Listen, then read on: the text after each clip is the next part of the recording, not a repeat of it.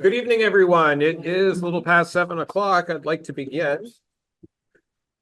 Before we begin with tonight's warrant agenda, would anybody care to make a public statement? Mary? Okay. Thank you. Thank you. Will there be an opportunity to comment later, or is this? This is comment. Comment on which? Oh, yeah, that's why we're here. I do. What are you talking about? I Jay? do have one thing. I'm wearing my MMCTV board chair hat here. At the last meeting, I was kind of annoying about saying, please come up to the table. Even if you think you can be heard from the back, please come up to the table. MMCTV was ecstatic after last select board meeting because everybody was so clear. It really does help, even if you think, well, there's a mic right over, that mic is nowhere near as good as this. So when you are commenting, just please come up to the table. Thank you, Jay. Josh, board, any changes, additions, or deletions to tonight's agenda? Moving on. Josh, you want to give us an update on the flood recovery process? Sure. Well, we have Road Foreman Pete Geisel here, so maybe I'll skip to other departments first, and then we can circle back to roads and let Pete talk about that in much more detail. So I'll start with water sewer. I know the select board doesn't oversee water sewer commission, but it's certainly a topic of interest to the town and to those customers. So Steve Cody and his staff worked very quickly to repair water and sewer infrastructure. The well was reconnected within about a week after the flood and is up and running as usual. He was able to isolate the well from the pump system prior to the flood and avoid going on a boil water notice. So we had time to do all the proper tests of the well and the clear well before hooking it back up. And all the water that the town was using was pumped into the well or into the tank prior to the flood. So that was great foresight on Steve's part. The wastewater treatment facility got back up to operations like the day or the next day after the flood. They were taking septic a couple of days later. They did get some water in the basement, but they pumped it out relatively quickly and got back to normal operations really fast. The wastewater pump station took quite a hit. Most of the mechanicals in the pump station were inundated with floodwater, mostly due to a failed check valve. But everything has either been rebuilt or repurchased, and it's back up and running. And we will have a new motor and a rebuilt pump coming back to us that we'll keep on the shelf, so that when we have a flood again and things fail, we can easily and quickly get that back up and running. Because we did have P&P septic pumping sewage from one side of the bridge over the other side of the bridge while that station was down for about a week, and that is a very hefty bill. So to avoid that, we've got some spare parts now that will be on the shelf, able to be installed very quickly. The sewer line that runs under the bridge was impacted by debris from the river. We'll get an RFP out for repair of that. You'll need some insulation replacement. Some of the hangers are bent that hold it on. Luckily, none of the pipe itself seems to be damaged. So, but the unfortunate part is the costly part of this repair is the scaffolding. Last time it was about $25,000 just to set the scaffolding up to get underneath and do the work. So we'll have to probably do that again, but we'll get an RFP out for that. The fire department did a great job for the night of recovery or night of the flood, and then in days afterwards, pumping out basements and helping residents. The new utility truck was damaged in the flood. It's at the shop awaiting delivery of parts to be repaired to the suspension. So the suspension can be repaired. Once that's repaired, there will be an assessment of the truck body to see how that fared as it sort of got off the road during the flood. So we'll be without it for a couple of weeks, but it is a brand new utility truck. We still have the old utility truck on hand, scheduled to go to water and sewer department. That's been delayed as fire department uses the old utility truck in replacement. Volunteers Green suffered a lot of damage at the playground, the park road, the park monument, the fences, the concession stand, and the ball fields all were very much impacted, either slightly damaged or inundated with flood water and mud. We had a company already come in and clean out the concession stand and restrooms. We have an RFP out for additional cleanup and repairs to the park and other damages. That is due on Wednesday, will likely be before the board on Monday with consideration of approval. The idea here is to try to get the park up and running by mid to late August if possible, knowing that we have youth soccer and youth baseball programs that will start up in earnest at the end of August. And of course, getting the playground back online as soon as possible and getting farmers market back over there would be desirable. FEMA has not yet declared this a disaster declaration, although in the SEOC meeting, the State Emergency Operations Center meeting today, and for the last couple of weeks, everybody really assumes this is going to be declared. The state will be submitting the paperwork, I think, to the president by the end of this week if their schedule runs as it should, and they hope to get a declaration rather soon. And that's what officially unlocks FEMA funding for municipalities.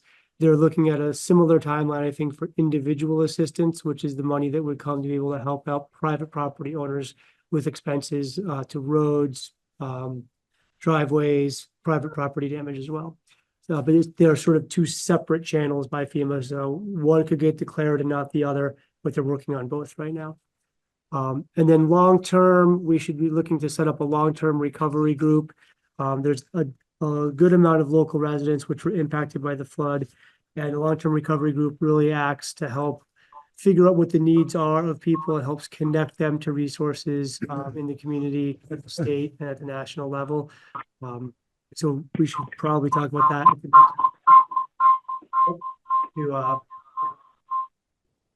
And somebody else? No. Yeah, if they, I'll mute him too. Yeah. So that's all sort of non-highway related updates. I don't know if we want to pause there for questions before we get to highway. Yeah, I have a couple of thoughts. One, for those of us who are not close students of our water and sewer system, we're going through a review of the wastewater treatment plant, and a variety of things are coming up. So there are some major expenditures just over the horizon for the wastewater treatment plant on the order of what, $20 million in that neighborhood? Oh, it was more than that. I think it is more than that. Yeah, like 10 to 15 million with some subsidies, hopefully. So With- anyway, so a fairly significant amount of money. And to one point that you mentioned, the pump station, there was talk about, should we relocate the pump station? For those of you who've seen the pump station light that's sort of in a low point, what made sense when it was put there, it probably doesn't make sense to stay there once you start looking around at what the present and future are bringing. So that will require some additional infrastructure. And then I will say I've heard from a few people with concerns about Volunteers Green that things keep getting knocked over, and at some point do we change our approach to some of the things that keep getting damaged or knocked over? If at your own building and you had like a shed on the property that got knocked over every year or so, you probably at some point just move the shed. Like, I'm not going to leave it there. So I don't think we need to deal with those tonight, but I think those are things that we ought to be thinking about. Kara, Can you ask questions before we go to Pete about, on the subjects?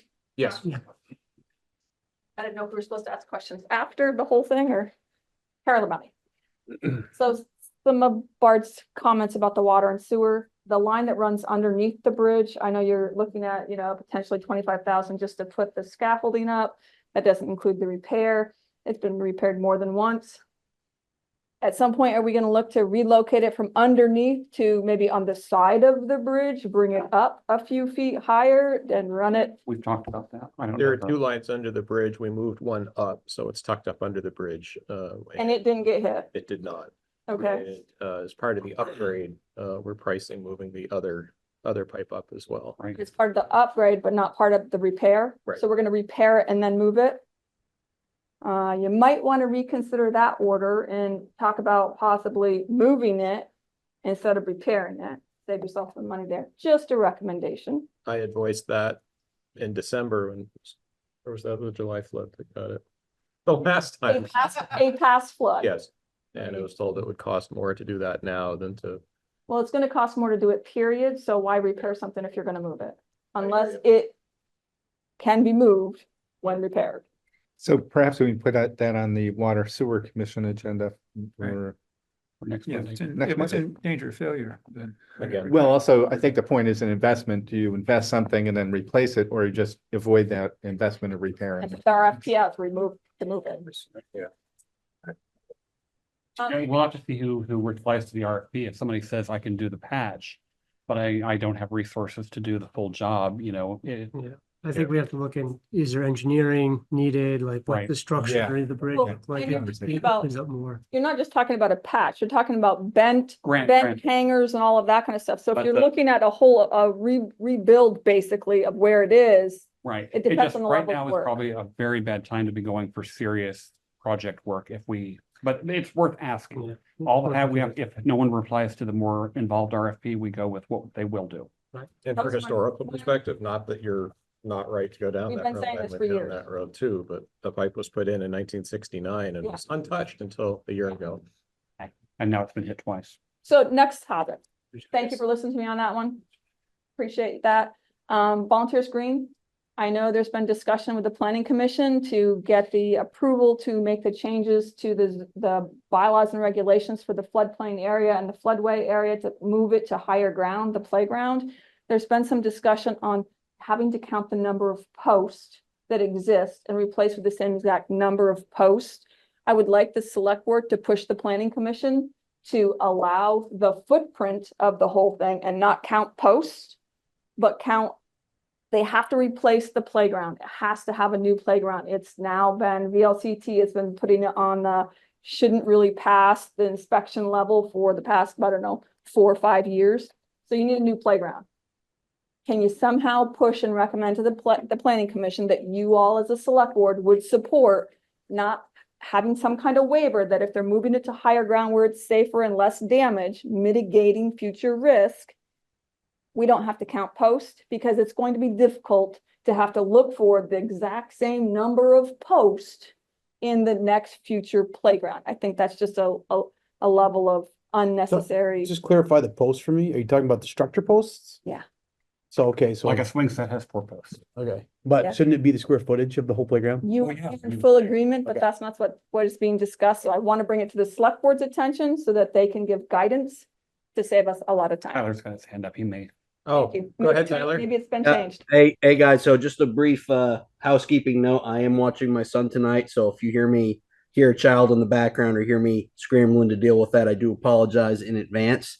I can speak quickly to this is that so what I have basically been saying throughout this, it's not so much the posts of the playground that matter. It's because obviously, they don't make playground equipment uniformly the same. We're not going to be able to go find exact replacements for what we have there. So what I have been consistently Oh, saying discontinued. is that what I've been consistently saying is that what I'm trying to do is I'll draw a box around what is there, right? And I don't care about where the posts are for the equipment. So you can reconfigure whatever you want, right? Provided it fits in that box, if that kind of makes sense. So that's kind of the best way I can really come about doing it. I do know I have looked at the draft flood hazard overlay changes that the planning commission is working through. That's an ongoing process. I'm not really prepared to speak to those specifically tonight as they are just draft, and I don't want to get out in front of the planning commission on that. But it is an ongoing process, and that is one of the things we're looking at is giving us the ability to take that playground box and move it to a different location. So that is something that is actively being looked at. I've looked at the language for it. Still very much a work in progress. So again, not going to speak to it tonight, but I just wanted to clarify that. Thank you, Tyler. Thank you, Tyler. I appreciate that. And now that it's been on record that it's just a square footage issue versus a post issue, that'll be resolved for a lot of people moving forward. Thank you. Thank you, Karen. Did you have more or should we go to Pete? Pete? Where would you like me to start? Wherever you would like to Want to start. go home before 10 or? I just Uh, man. Why don't I just give you an update of what's going on out there? How's that? Yeah. Have 5 big contractors working for us right now, hitting the worst affected roads. We have Dirt Tech Incorporated fixing Heinsberg Road from the bottom of Huntington Road all the way to the Dowd Farm. We have multiple sites of damage, lanes missing. If anybody's driven the road, I don't need to get into the details. Craig Coles Excavating is fixing Hillview, the north side of Hillview, Williams Hill, Wortham Road, and Cemetery Road. They're all interconnected roads. He's working on all that. He's actually got the roads put back together. Now we're working on upsizing.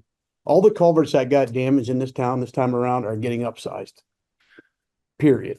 We're about $50,000 in expenditures already, but we're doing it because FEMA will pay that. So we're stepping forward on this. West White Hill Engineers Construction has been 2 solid weeks with 2 massive excavators rebuilding a major landslide up there. They've got the hillside put back together. They got the lane notched out. They're gonna be paving. They're gonna be fixing West White Hill from the bottom of the road all the way to the Fishing Game Club. We fixed Duran Road already. We had damage up there. The town did that part. Let's see. Brian Bevins Excavating just finished, completed Snipe Island Road. It's back to 2 full lanes. It doesn't have surface gravel on it. He spent 2 weeks up there with 15 trucks and like 6 large pieces of equipment. Gonna be pricey, but we lost about 500 feet of road, 25 feet wide, 10 feet deep. We had 2 12-foot diameter culverts. They were 10 feet in the air. One of them sticking straight in the air. So massive damage there.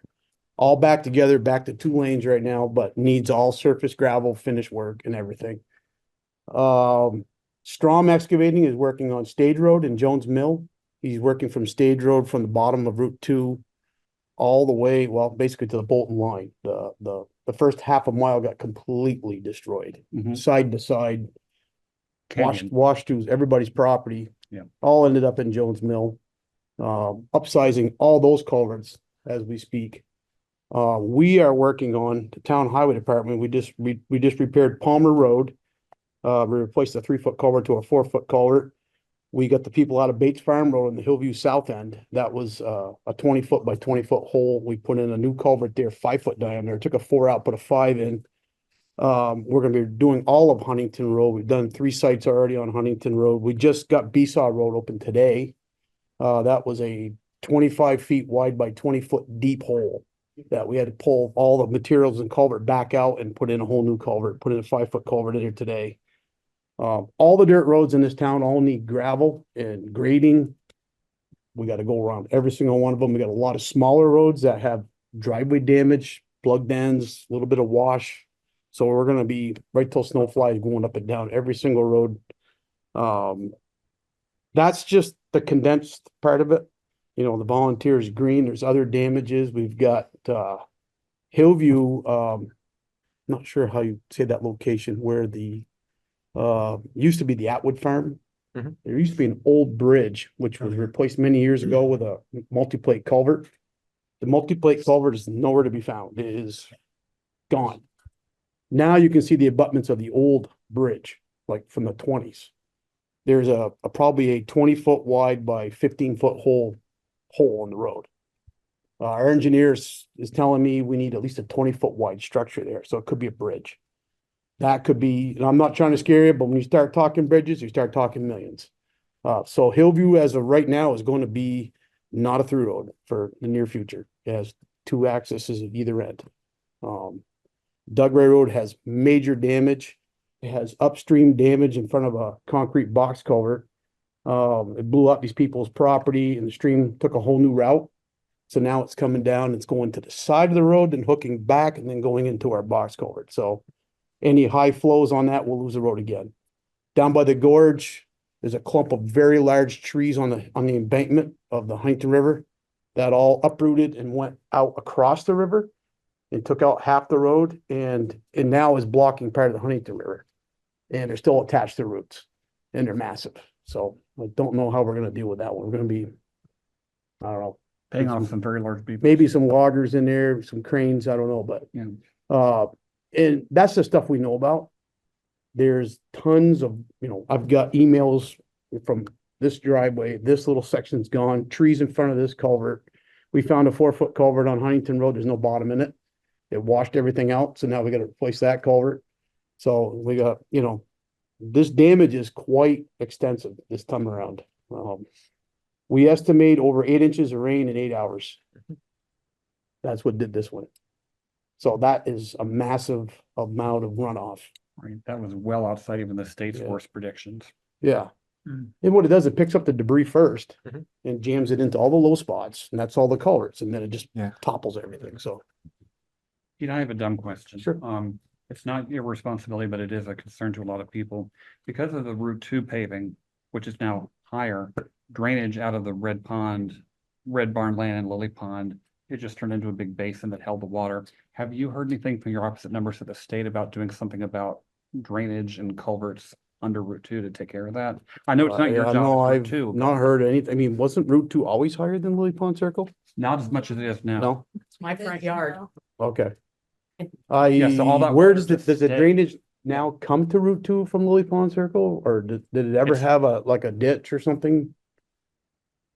The pictures we saw a week ago were showing Route 2 is 18 inches to 2 feet higher, and there are no culverts under it, so the water goes down the They're hill. trapping more water. And it behind stays right Hits there. Route 2 and But where did it go before? That's my question. That's- Did that's it the come question. down to Route 2 and go somewhere? well, it would have gone over Route. It went across the road and went down into the field. It just Now topped, he's got our it just yards. topped the road, what you're saying. So by raising it, they should have Now added some staying drainage. over here. Right. Yeah, go ahead. Mary? Hi, hello there. Had a little experience with this. Mary Hool. As it relates to all the culverts, I understand the need to upsize them. I lived on a private road and it's not a fun thing. But as it relates to, the elevation of Route 2, I spoke to that issue the last time. By state statute, the town actually, and the state can elevate a road up to 3 feet in elevation in 1 year. Doesn't say anything about putting culverts or making it safe, because the brick house the front yard used to go down to Cochrane Road, and now Cochrane Road is a little bit higher than the brick house lot, and that whole backside where the brick house lot is, everything there is a bowl. There's one culvert, and that's at the corner by Krista's land, one culvert. Mhm. And everything on the backside of everything that falls on that side has to either absorb or go through that culvert. Everything. But by statute, the state, the towns are allowed to elevate a road, but it says nothing about installing proper drainage. What we did get out of it, and this is when my father was alive, we got the ditching on the riverside, which is adjacent to Cochrane Road. That's all. That's all. But that takes care of the stuff from Safford's, that takes care of the stuff that comes in from the river. And I know that you said the amount of gravel that was lost was pretty large. Well, if you stand on the Jonesville Bridge, not the brick one, the concrete one, and look up to the right of that house down there, Pritchard's house, The old Biggins house. Oh, I know what you're talking. Matt Look up the Matt Huntington Carroll's River. house. That gravel bar is about 3 feet higher than it was last time. Yeah. Yeah. And that whole gravel bar in there is a result of last year's flooding. And I did bring it up last year. That's gravel we already owned. Well, a lot of And it's that's not Huntington. dredging the river. I'm going in there and get my lawnmower back. And I'm taking the gravel with me. So I think we should do that. Thank you. on the Red Barn area, wouldn't most of that water flow go through the Snipe Island Brook and then under the bridge on Route 2, which is right next to Snipe I don't know how Island? the grading of the land is, I mean, there, you that's- know, how if it's graded to Route 2, then no, but I if guess, it's. it's just looking at, I mean, ideally, it should go under Snipe Ireland, but it. You're didn't. looking at a map though. We should probably. yeah, I'm pull it up. gonna bring the map. The map is not the Um, terrain, it's also. Need said, but- topo, you need to topography of the land. But the thing is, if we don't do, when we're talking I to the don't know. state about, Route 2, at some point, the suggestion will happen. If we don't do something about the drainage, every single severe rain is gonna wipe these people out.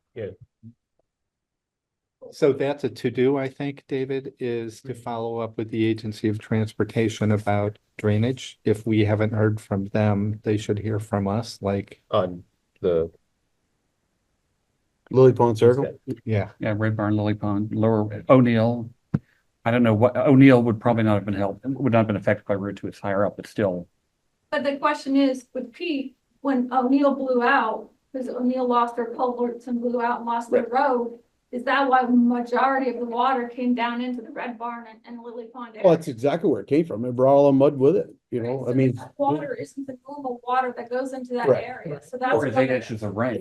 That's why Well, it was Right? Richmond Pond, the Beaver Dam broke up on top of Richmond Pond. So it was like a tidal wave that came down. It blew the back of my garage wall this far off the foundation. It was like a freight train. It's never done that. Like when we flood, it's like the edges of the brook. This was like a motherfucking freight train. And it was rich. I went up there. I have videos. The Beaver Dam is broken. The whole section. You must have right got there is- before the two big culverts let go.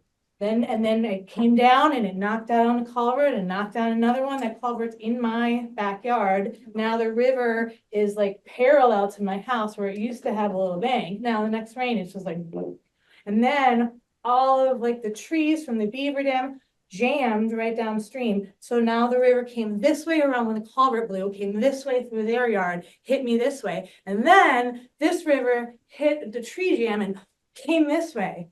So it was just coming at everybody at all these different angles because of this snowball effect. Beaver dam, culvert, tree jam, Route 2. So what this suggests to me, is in addition to working on culverts in Snipe Island, which you're already doing, some additional engineering. This is not my forte, but some additional engineering so that beaver dam bursting won't do that. I don't know, but. Well, the grasses up there are like flat for like a very wide, piece. So you could tell that it was like powerful water that just came over. All the grass is fat. I have video. I mean, I was there. We were there. It was like Talking a to Richmond tidal wave. Pond, 2 miles up Snipe Island. It was like Yeah. a tidal wave of water. Up on the I basement caught side. fish in my driveway this So- big.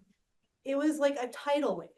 Yeah, can I just add to that? And I know we're not maybe on the item yet for the Red Barn Lane, Lily Pond neighborhood, but Yes, briefly, if it's related to highway, we are going to talk specifically about this later. okay, so I just want to, I just want to add to what was just said in that I live on Red Barn Lane and it was literally like an ocean of water on my road. The water was like chest high, at least, and literally like a tidal wave, ocean, flooding my house and property. So I just wanted to add confirmation to what Molly just said.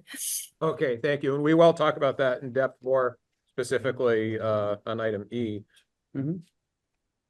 Josh is gonna talk about that. So Pete, anything else on highway? Well, I mean, I'm in the exact same boat as you folks. Probably worse than you. I got my house, my garage, my shed, my driveway, my road. I have an acre of land. I have a 20 by 10 piece of green grass left. I had mud right to the siding of my house, punched through my windows, mud water. And I've been here working 6 to 7 days a week. So I totally understand what you're dealing with. And I had a tidal wave come through and around my house. So Yeah. it's, we can blame Richmond Pond, we can blame Right. culverts, but it was an event that was catastrophic. Right, Yeah. and there comes a point where you can engineer a road. You can have a Cadillac of engineered dirt roads, and at some point, there's gonna be something it can't stand up Yeah. to, but. Best advice I could get was wherever this water source is coming from, Snipe Island Brook, berming and armoring. Right now, I've looked at the property down in Lily Pond, the land versus the height of the water, we're talking just a couple feet difference. You guys are totally susceptible for any high water to flood you. Berm it. 8-foot berm, put 4-foot rock on the outside, build that channel up, make it more flood resilient. I have a question on that topic. Like, Oh, can I yeah. ask now or later? Probably ask later.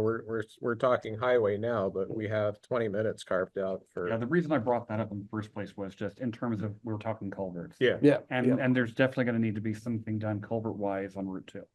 Well, this is what I'm talking about for their property, Yeah, for because their they're in property. such a low point Mhm. that they need to make sure that water doesn't get in there anymore. Yeah, and the And the first place, source. right, The source of it.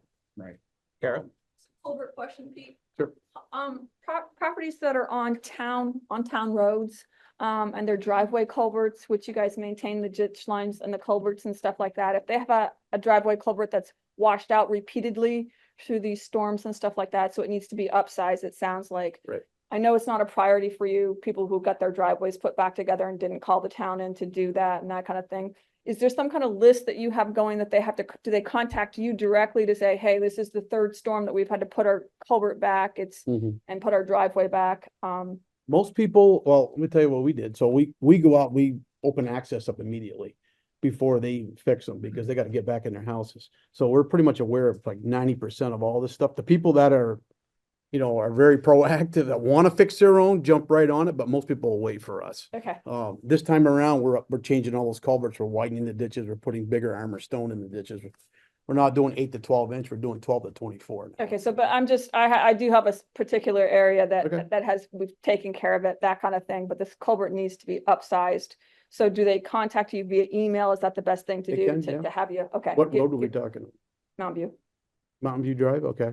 Yeah, the one, that 24-inch plastic one that we put in 2 years ago, the Could gray one? be- Could be in that Do area. you know No, the source of that no, I problem? think you're downstream. I think you're down, this Right is, across from the new house. okay, The water's coming 300 feet down that driveway. It Yeah. doesn't break up at all. Yeah. It's a lot of watershed all the way to town road. It has to turn 90 degrees. I know exactly where you're talking.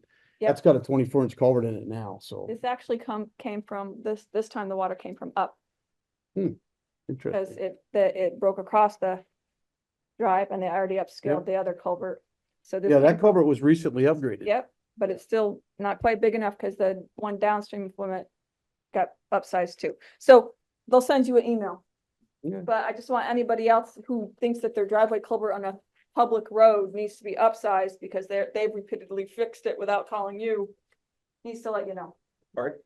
So Pete, I just had a follow-up comment, or I guess it's a question, because when you described getting larger stone, that's something that seems sort of obvious to me, and you see the same smaller stone get dislodged by the power of water. So maybe just pause there again and describe what you're doing for upsizing the sort of armoring, if you will. of the Armoring, ditch ditches. armoring. So putting in bigger culverts requires a bigger ditch. Gotta go deeper, gotta go a little wider, which is gonna constrict the road a little bit more. But the stone that we stone line the ditch with over 5% grade, instead of a 8 to 12 inches, the state standard, which has been blown out 4 times in the last 3 years, we're gonna go 12 to 24 on these hot spot areas that just keep blowing out. We're gonna upsize it to bigger stone. We're gonna put bigger stuff in the bottom and try to stop that stuff from snowballing and rolling down and plugging all the culverts downstream. That's the best we can do, and that is what FEMA wants us to do. They want us to upsize culverts, put better armor in the ditches, try to make it more flood resilient. None of this is gonna be cheap. No, I got some bills already, which, no, not gonna be cheap. Now everybody understands why we've had outside contractors come in, right? Okay, I just wanted to make sure. The sites are, the damage sites that they're working on are major. It's just way more than we could ever do as a town. And we can't leave these roads a goat path. Someone's gonna get killed. I mean, you got 10-foot chasms on the side of the road. I mean, you just can't navigate that stuff in the night. Andy can tell you how bad his road is up there. Are you guys getting sleep at all? I mean, are you? Oh, yeah, no, it just, we're back to regular schedule, but the first 2 weeks was, crazy, so, yeah. Pete, question for you. Have you talked to state geologist Ben Gion? I have not, no, Okay, not the geologist. a woman from Jonesville wrote to me and said he has got a lot of ideas. I've got an email here. I could even send it to you, but it might be, I'll talk to him and see if he's got information he might be able to use. I don't want to burden you time-wise, but I'll filter it and see if it's something like that. I'll just note that Josh and I did a walkthrough of Jones Mill, and one of the issues that comes up unfortunately, is in the right of way and not in the right of way. And we sort of walked Right. up from the highway.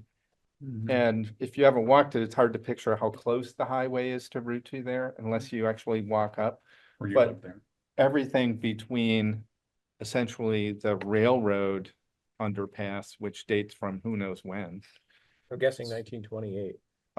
up 27 to, foot, yeah, took it out. Yeah, very good. up to the highway underpass is just, it's all filled in. Yeah. Right. And so, as I understand it, Pete, the town's right of way it ends well before that. Oh, it's 10 feet either side of the roadway. Of the road, on so the average, road yeah. sort of crosses it, and then I'm sure there's the historic Mill River or stream, whatever it was, that went down there and is now kind of a drainage.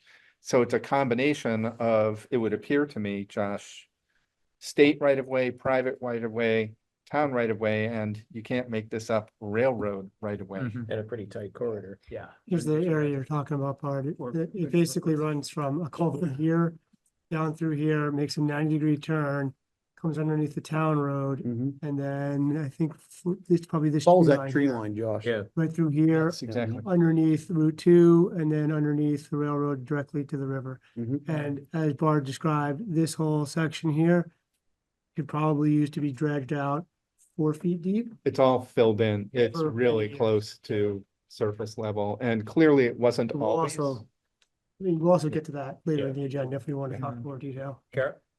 After Tropical Storm Irene, the town of Richmond had to, we got Chris Brunel from the streams, the state agency of streams, blah, blah, blah, blah, blah. Sorry, don't know his whole title. Approval to, and we had a company come in, the town of Richmond had a company come in, and we cleaned out all the sediment in that brook, all the way from, the bridge. Right before the bridge area, all the way through that bridge area, underneath through the town's culvert area, all the way around to Route 2. It got dug out by a contractor with approval of the state because the driveway up right beyond the interstate was taken out, and all of that sediment and stuff like that, and there was tires in it, and there was. Oh, that was the guy that had the was- homemade bridge. Yep, there. it was all filled in and stuff like that, so the town can get approval to have it dug back out and put back where it belongs, along with. It's not so much the Knife approval, Island it's Road the, can- it's the easements and the cost, you know. Look at the, But Yeah. that's another discussion for sure. Correct, and I'm pretty sure anybody in that area would grant the town an easement in a heartbeat. If you were gonna take and put the Oh, stream absolutely. back where it goes, with banks where it should. Someone want to do mine too? I was the same situation as Jonesville. So is this a specific? Well, you're not in Richmond, so I don't have to take it with problem. talk about private streams and brooks. Yeah. So we can. So we're ready to talk circle about, back. financial update? Any I'll other sit questions? down. Connie, are you ready to give us a review of cash flow, and allocations for flood-related expenses? I believe Josh has the spreadsheet and is gonna walk down it line by line.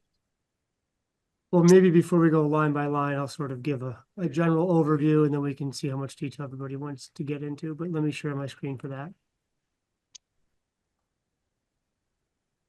So knowing that we're going to spend a decent amount of money on contractors and recovery from this, the number that Pete's put out this so far is at least $2 million probably by September and maybe more as we start talking about the bridge replacements need to happen.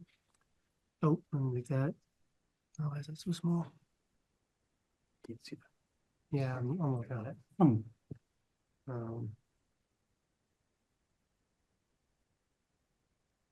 Okay, There you go. That's better. So Connie started to look at a cash flow.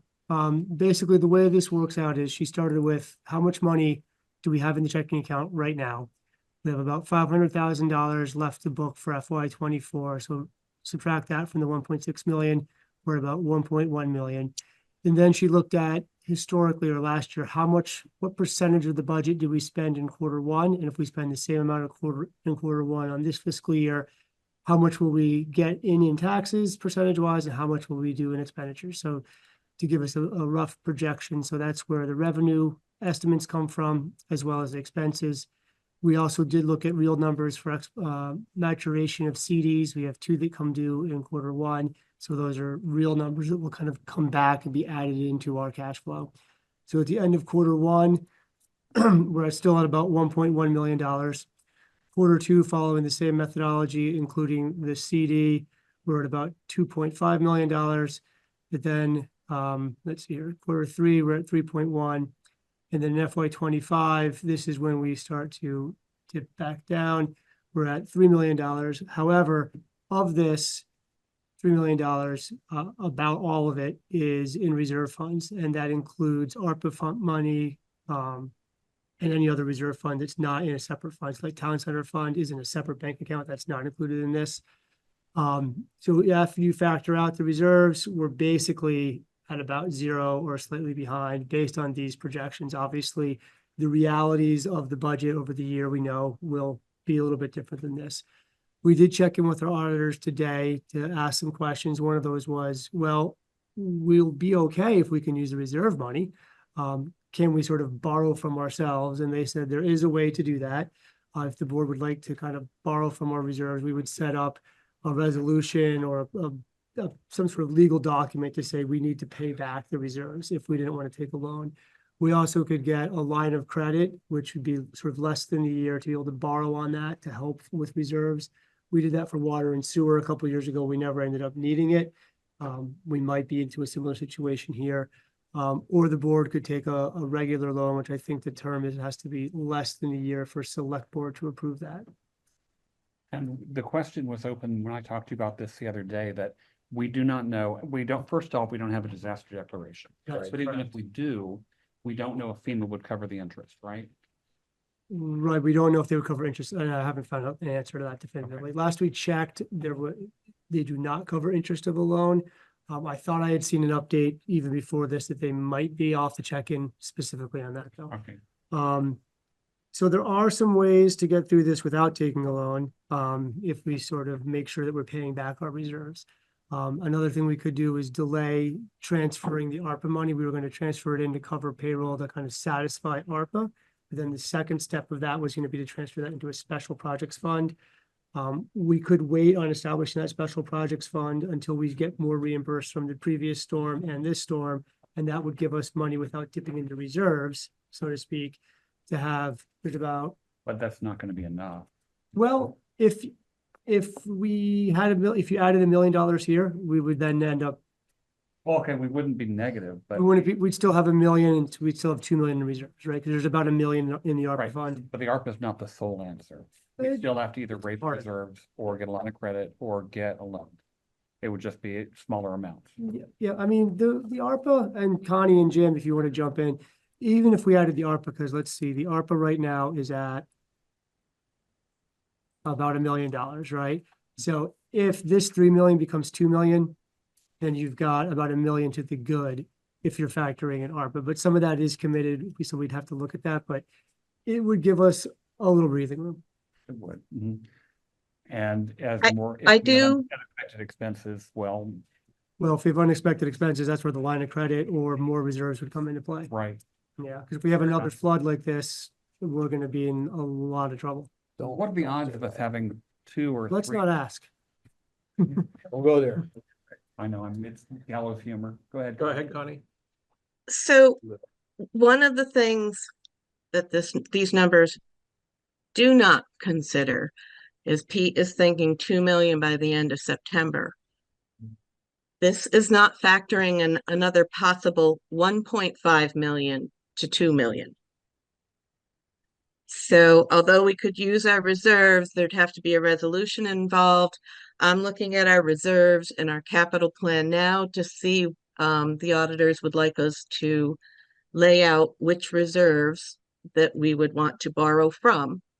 And then a resolution could also be made as to when the FEMA money comes in, the money goes back to those reserves. And where we are right now at 2 million, that could work in 2 or 3 years. But if we have to lay out another 1.5 to 2 million, or another event happens, a line of credit isn't even going to cover us. But the line of credit is great to keep our cash flow moving. But Connie, I think we this can definitely, isn't pretty. Connie, I think we could definitely hit the tennis fund. David, my question is about interest rates. So do we know prevailing interest rates on line of credit or other loan costs? Not at this point, no. We're looking for a little bit of guidance tonight. We'll come back with more information next week. I can reach out to some banks. I believe the last time we got a line of credit was for the water and sewer department, and I could only find one bank that was even interested. Karen, geez. It's not good. So yeah, for the next meeting, if we could know line of credit, interest rates, if you need, we need to find other sources for lines of credits and how that works. I'm pretty sure I have a hard time believing that our banks aren't going to give us one. Then if we have to go, if we say go bond vote, if we have to go to a bond, what's the interest rates on a bond? If we go, we know we're going to have $2.5 million worth of damage that we're going to get paid back by the federal government, potentially, no. Potentially, Right. that means that we could pay the bond back if we got paid the money. But if not, what's the interest rate and what's the payment look like for taking care of this? And if we're up and if we're making a better infrastructure to begin with, hopefully it could withstand some future storms. That's my question. How much are we earning on our money? How much would we be paying out on any kind of line of credit or potential bonds? And is there any state funding that we can apply for in a loan capacity with lower interest rates potentially too, or even federal? Is there any other mechanisms to borrow money on a low interest rate or a negative interest rate? So it strikes me, we're not alone in this. I mean, I picture what does the town of Plainfield do, which is sort of gets whacked. They've Right. got, Town of Middlesex is wiped out. yeah. I mean, wiped out. So that's where I'm going. There's So a tons lot of of towns towns that are are looking at bad. this. I can't guess that any of those towns have enough money No. sitting around to pay for things. They're probably worse off than we are, frankly. And so I don't know if VLCT or others have sort of guidance here or Vermont Emergency Management. A bunch of towns are gonna have to get cash in a hurry to pay contractors to fix roads so people can get home. And so what's the best available guidance? I don't know if Vermont Emergency Management has that advice. And that, they might, haven't asked, I think Connie might have some Go insight. ahead, Connie. I just want to say thank goodness for our reserves, because as the auditors pointed out this morning, where we're putting together a plan of what's going to happen first, second, and third, there are other towns deciding that we don't have the money and can't get the money. This road is closed for years. So as bad as it is, it could be worse. As far as looking to money resources, yeah, absolutely. I'll be looking at that. I have a few things on my plate right now. Banks don't always get back immediately. Not all the banks are going to even want to get involved. I mean, it's not just us that are looking for this. And then when you get into applying for money, that takes time as well. So I think do what we can as fast as we can. I think even by maybe next Monday, we can have at least an idea on line of credit interest. I'll try to get the question answer about if FEMA will cover interest. There was an email I saw earlier today from the bond bank. I'm not sure if they had solutions for us, or if they were more just looking for what's the need, but we can ask them if they have any advice and come back with some more details from the board and kind of proceed with how you'd like to go. And I would like to say, we have to remember, we have a treasurer who has a lot of say as to if or where we go for money, or if we utilize what we have for money. So Jim, would you like to give us your 2 cents worth? No, clearly we're fortunate in the short term that we can borrow from our own reserves. Those reserves obviously did have purposes, and we want to get those funds back to their original purpose. But yeah, this is a very fluid situation. So I'm confident in our ability to borrow funds in the short term and the long term, but we'll take a little time to understand what all those resources are. Thank you, Jim. I thought the state had an emergency fund where towns could borrow low interest money for stuff like this. I swear it's in that orange book. I remember that. Okay, No, I read can that ask orange book. SEOC about it. I don't know what the I don't interest know rates either. are. I don't know the terms, but I'm pretty sure there's an emergency fund. State of Vermont has it. I'll ask. Something to check into. And I did get an email at the end of the day today from the bond bank looking Okay, for well, input as well.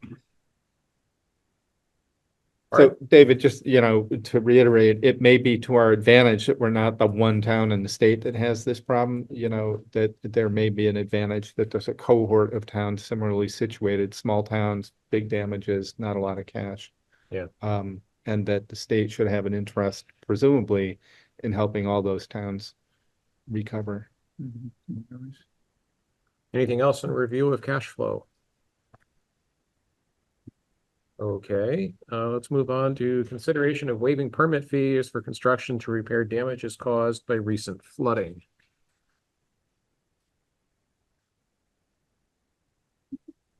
Mr. Chairman, I move per the power granted to the select board the development permit fee schedule, footnote 7. Oh, okay. Per the power granted to the select board the development permit fee schedule, footnote 7. I move that the town of Richmond Select Board waive any development permitting fees associated with the recent flooding event of July 10th through 11th, 2024. The requirements for permits shall still apply, only the fees are waived. Thank you, Jay. Do we have a second? Is Bart, I will second that. Thank you, Bart. Any discussion? Yeah, the first question, is there any sunset or is there any question about like the duration of this? Well, the way I read this is this would be waiving fees for permits as a result of damage caused by the flooding event of July 10th and 11th. So any permits due to this flooding event, whether the damage occurred on the 15th because a culvert collapsed after it was damaged on the 11th, I read that would be covered. Is Um, is Tyler on? Sorry, I mean to cut in. Tyler is on and he has his hand up. Go ahead, Tyler. Yeah, and certainly, obviously, your guys' call to make. From my standpoint, you know, I guess leaving it up to me to kind of determine whether or not that gets cut off would give me the most flexibility in terms of being ability to help people. So if we do have something that comes up down the line, potentially that you know, that what I want to avoid is having stuff sunset right as people are starting to permit stuff. Again, unfortunately, as with all this, the permitting timeline for some of this stuff is probably going to be measured in months, not days, in terms of getting paperwork and all that other stuff. So the more flexibility, the better. But obviously, I'll defer to whatever you guys want. So David, the only follow-up then, Tyler, it's up to you then to determine the nexus of the need for this is related to flooding, and on the face of it, it either meets that test or does not. Is that fair? Yeah, and I'm comfortable with that. And again, I like, in this particular instance, I don't mind having that. I generally like to have my powers more or less framed in, but in this particular instance, I don't mind having that flexibility given the emergency nature of everything. Gives me a little bit more breathing room to play with some of this stuff. Okay. Any further questions or comments? Hearing none, calling the motion to a vote. Please identify yourself and signify your vote. Jay, aye. Bart, aye. Lisa, aye. David, aye. Motion carries 4-0. Thank you, board. I think that's the least we can do, and I'm happy we did that. Okay. And just to clarify, did you do it open-ended at my discretion? Okay, that's fine. I just wanted to clarify. Sorry. So the question is, it took me 3 years following the Irene flood to arrange to elevate my house. Do you want to extend the waiver that long or longer? So Tyler, I guess this is back to you. We stipulated that it's permits related to damages caused by the flood event of July 10th and 11th. So how would you answer that question?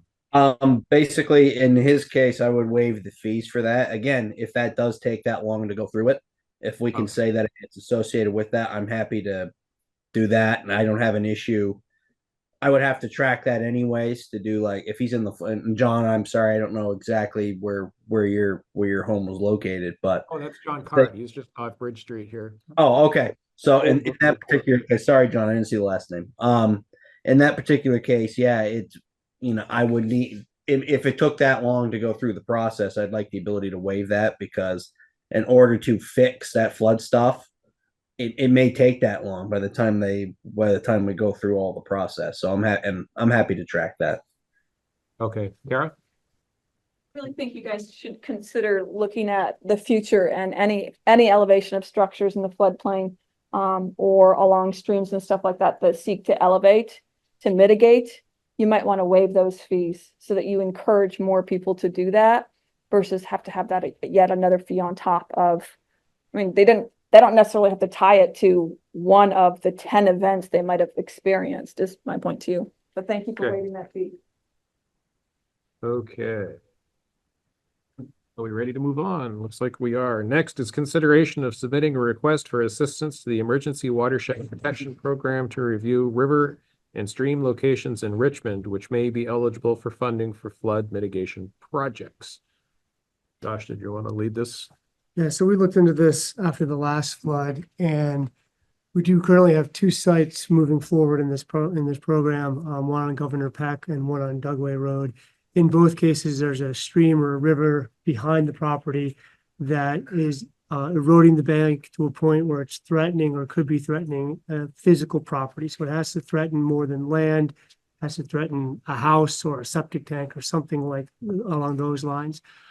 So I think it would be prudent to send a letter to them to request a review and assistance for the town of Richmond. Again, there's certainly houses I've heard about along Snipe Island Brook, or there's others over on Heinsberg, on Johnny Brook, where the bank is eroding to a point where it could potentially affect private property. I think it can also help with some sediment removal. So it looks like Jones Mill might fall into this. The questions that would then come up after this is there's a 25% match. So in the two that we're moving forward with right now, any funds that are due would be due by the property owner, because it's, it's sort of the town has to serve as the sponsor, sort of the pass through. We don't take financial responsibility for the matching funds. So I think in some instances where it's a stream bank, it's going to affect somebody's house directly. It's fairly clear. If we start looking at Jones Mill and we start thinking about the sediment in there, how do we divvy up that cost? There's multiple private property owners. There's the town involved. We have a road culvert that could potentially be improved by removing that sediment. So there's a lot of stakeholders, and we'd have to really figure that out. The other sort of downfall or drawback to this program is it doesn't move super fast. Even moving fast takes a couple of months. So I know we'd like to try to get some of these things done quicker. But if we follow the process, the sediment removal, I think, will move the fastest because it doesn't require engineering.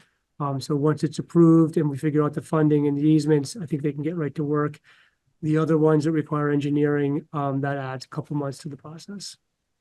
But I think submit the letter, do some tours, get some evaluations, get some approvals, and sort of follow it step by step.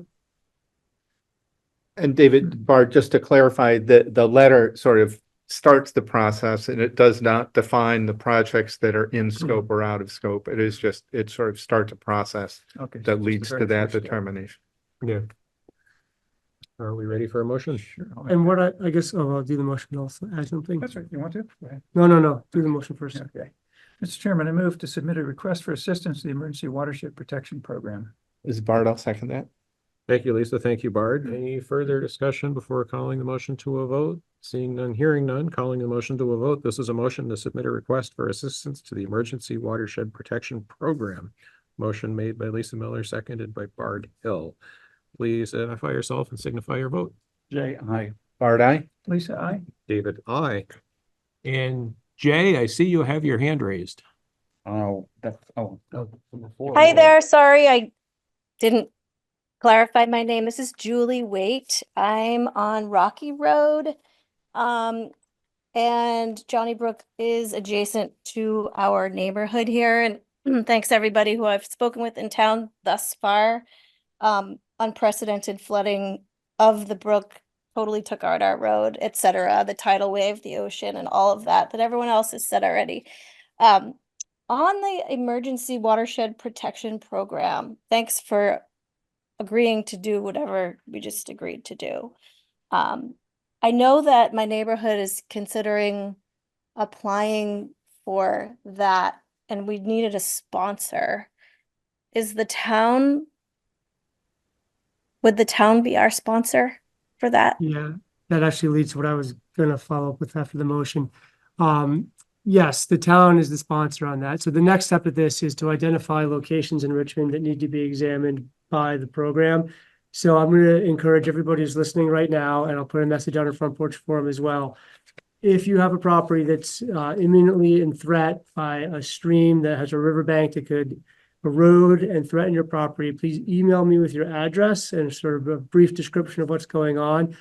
I'll add that to my list so that when we are contacted by the program and they send an engineer out, we'll spend a day or two if necessary going site to site to get that on their program.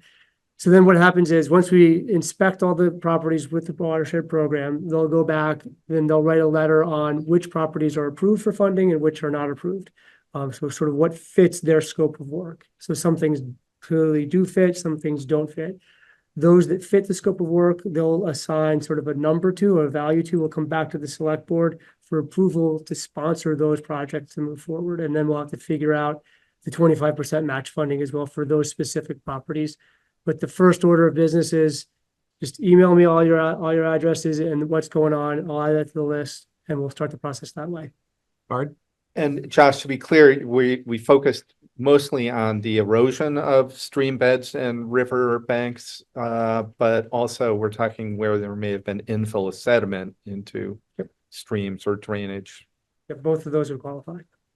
And when I send out the guidance, there's some, a fact sheet from the program that has 4 or 5 things that qualify, but there's certain things that don't. Like when we looked at the Esplanade swale last year, it did not qualify because it wasn't actively eroding a stream bank. It was standing water. It was unfortunate, but the program didn't have a mechanism to cover that type of water. Kath? Just quickly, so if you currently we're one of these properties and another big storm comes, I'm really concerned that we're in big trouble. And so we can't do any work. They have to see it as it is. We have to wait. Yeah, unfortunately, this isn't a reimbursement program. Okay. So what I've been telling folks, like, no, it's a good question. I should have clarified it too. If you think there's an imminent threat and you can't wait, I would say do what you need to do to protect your house. Unfortunately, it won't be reimbursable, but if you really think your house is going to get flooded away, you got to do something before this program can come along. If you can wait, the program could certainly help bear some of that cost. Brief follow-up question. Yep. Is there someone available who could help us determine if we could wait? Because I'm not an engineer, I'm not either. Chris Brunel. Yeah, there you go. I already left him a message. So he's super busy. Get back to him. I mean, I would suggest maybe reaching out to any of the local engineers. There's a couple here in town that are pretty good. They could probably come out and give you at least an assessment of it. Okay, thank you. Thank you very much. You sent me a link and I registered Sorry? for one too. Which one is this? You sent me a link to register our stream too. It was right after. So I did that as well. And I called Chris, Okay. but I haven't heard from any either. Yeah, I haven't heard from Chris either. I've left him a couple messages myself. I think he's out in the field every day looking at stuff. So, yeah. Karina? Karina, you're muted if you're talking. Okay. There you. Sorry, thank you. So I guess it's just in follow-up, but just to reiterate, because we are under the impression I don't know how we were fortunate enough to get Chris out, but we did. And he did tell us that there is very high risk of us being, affected in the next rain. So in one sense, he was telling us to get on it. But I'm wondering, can we do partial work? So we have so much work that needs to be done. Could we do partial to make our house so that it's not in immediate risk, but then only do that part, to protect us immediately, but then the other issues that isn't as urgent get funding from this program? I don't know the answer to that, Karina. I will ask and I'll follow back up with you and let you know. Okay, thank you. Julie?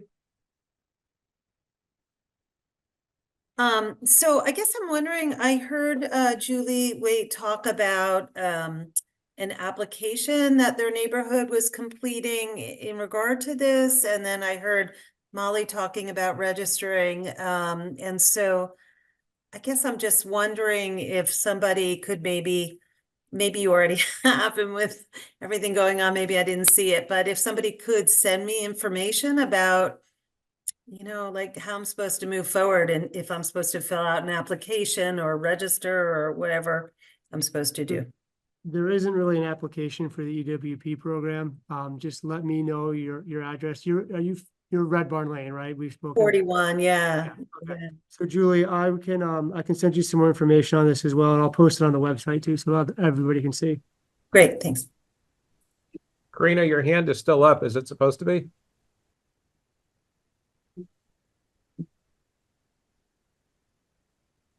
Go ahead, sir. I'm just coming in other half, so. Oh. She already. Oh, okay. Oh, there you go. But Tyler's Got the answer. Go ahead, Tyler. Yeah, so one thing too to bear in mind is that there is a local permitting component to this as well.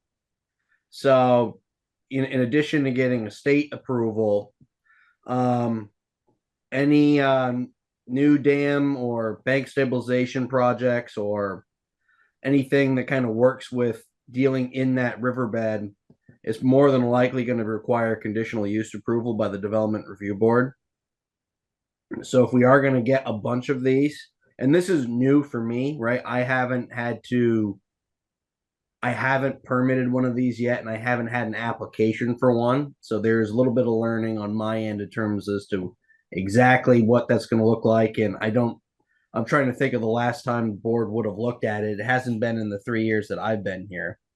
So there is that component to consider as well. So I just wanted to make people aware of that. And I think it's hard. I think in your immediate concern, if you need to burn something up to keep the water from running into your house, do that, and then we'll figure it out on the back end in terms of a much more in depth, like dredging of the river, rip wrapping it, doing things like that. That's going to be a little bit more of an in depth process, I believe. So I just wanted to just put that out there for people, just so that people weren't just assuming that if we get a state approval that it's off to the races tomorrow. And again, I'd be happy to look at, if we are going to get a bunch of these, maybe set aside, I could work with the DRB chair to say, like, okay, maybe we have a special DRB meeting where we're just focused on these types of projects and try and knock them out kind of in a quick fashion rather than have to do the normal, rather than kind of have them kind of piecemeal. So I'd be happy to game plan that out with Josh or whoever, but just to bear that in mind. Okay, thank you, Tyler. Are we ready to move on? Sounds like we are. Go ahead. On that program, Josh, just look into if you have to have escrow accounts for the 25% match for a fund coming from the private citizen or the private group of citizens, how that would work, so that Connie's ready for it. Because I wouldn't want the funding side of things. They are going to give 75%. You've got to have the 25 ready to go and proof in an account that you've signed escrow accounts if it's anything like the elevation projects and stuff like that. So I just want to make sure you're ready, because I think you're going to have more than one taker on this program. I agree. Okay. So next is follow up on flood related issues in the Lily Pond Road and Red Barn Lane neighborhoods. There's a lot to unpack here, and a lot has happened since we last met. How does the board want to navigate this topic? Could we hear from the people who live there who would have updates? That's a good idea. It's a good place to start. Sure, I'm happy to speak. Folks jump in, but Shay DeCoco on Lily Pond Circle. Considerable, volunteer help has helped dig out homes. Tyler's come out multiple times and done an assessment on all the homes that had any sort of damage. And we did meet with didn't get all their names. Tyler can, I'm sure, fill us in, but certainly folks from FEMA came down. Obviously still waiting on the declaration, but it seemed like people are aware of what's going on, which was kind of our first big concern. So glad to see that awareness has grown. And then the folks on O'Neill do now have their road open. They're able to bring a contractor in to just fill in the road just as it was, or similar to as it was, with just filling in gravel over the culvert. So that road is now passable. So folks have access to emergency services, and hopefully can get contractors further up that road to assess and fix the damage that was done up the road there, which it goes quite a ways back. Miss anything? That we're consulting with contractors about this. Yeah. Thank you. Yeah, so the river, or the stream, or brook, changed pretty dramatically through the storm. And now in certain parts, it no longer flows smoothly in the former bank. And now if there were even a minor flooding event, it would reflood this area far more easily than it would have had this not happened. And so we're trying to figure out how to take immediate action to protect homes in that area. And we've had 2 contractors come out, and it's considerable cost. And I don't think that much of it can wait until the previous item were to come into effect with the emergency watershed. So we're looking at some real challenges going forward just to make sure that these homes make it through the next 2 inches of rain. So it's a very fluid, no pun intended, issue.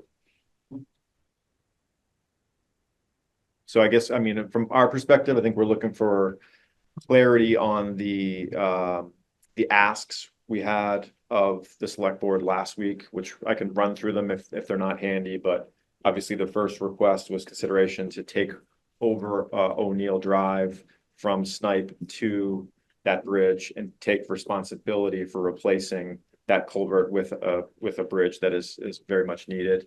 And there was a number of others. You want to take them one at a time, David? Yeah, that as well.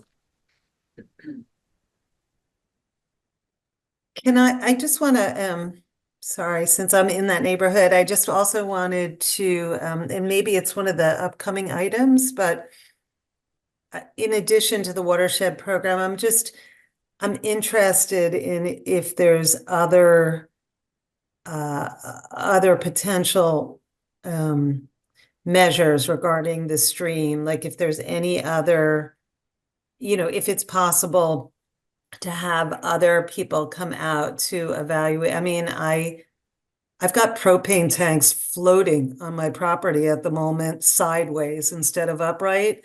And I can't even get the gas company to come out and do anything because they feel like the property isn't stable enough. So I'm just, I guess I don't know. I'm just looking for help.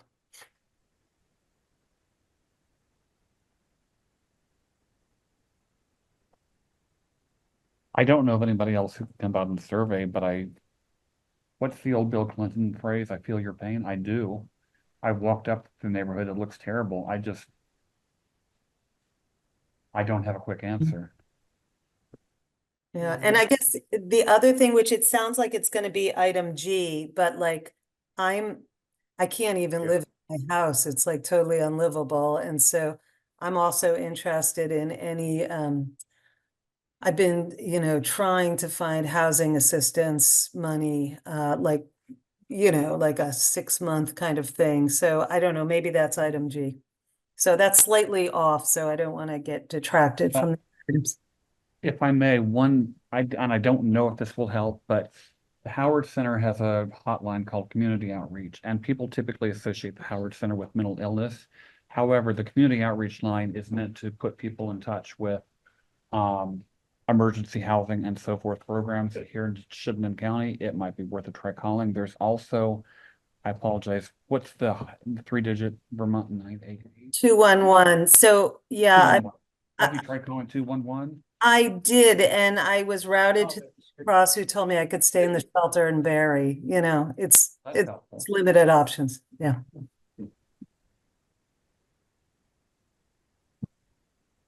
Yeah, as far as the stream mitigation, the best program I've come across is EWP. As far as paying for, paying for any of it, it's, homeowners insurance or FEMA if we get the individual assistance declaration.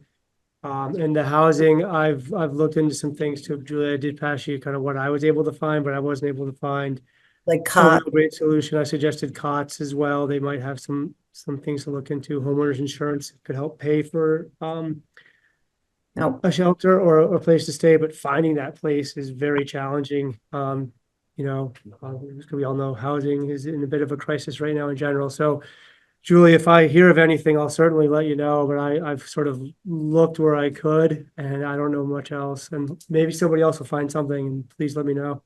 Josh, question, if FEMA does decide that the declaration has happened and, they can help, can they also bring in mobile homes? Potentially. Yeah. That's one of the things that's been done in hurricane. After Katrina, they were everywhere. You had thousands of people homeless, Yeah. The scale. I mean, you're thinking of like the South where there's a hurricane or tornado. Well, you had 6 feet of water Yeah. over, 20 square miles. I mean. Yeah, I don't know at what point Plus they where would to put do 'em. that or what would trigger that, or if that has Yeah. to be Just public a- assistance or individual. Yeah, it's a good question. I don't know the answer to when they would do that. It does strike me as this kind of item G though. Yeah. Yeah. Just a heads up, maybe put something out in Front Porch Forum. There are people in Richmond that actually have Airbnbs and rental homes and things like that, or actually have potentially in-law apartments that aren't being used. So you might just want to put it out there that you're from the community and you're asking if the community could help you.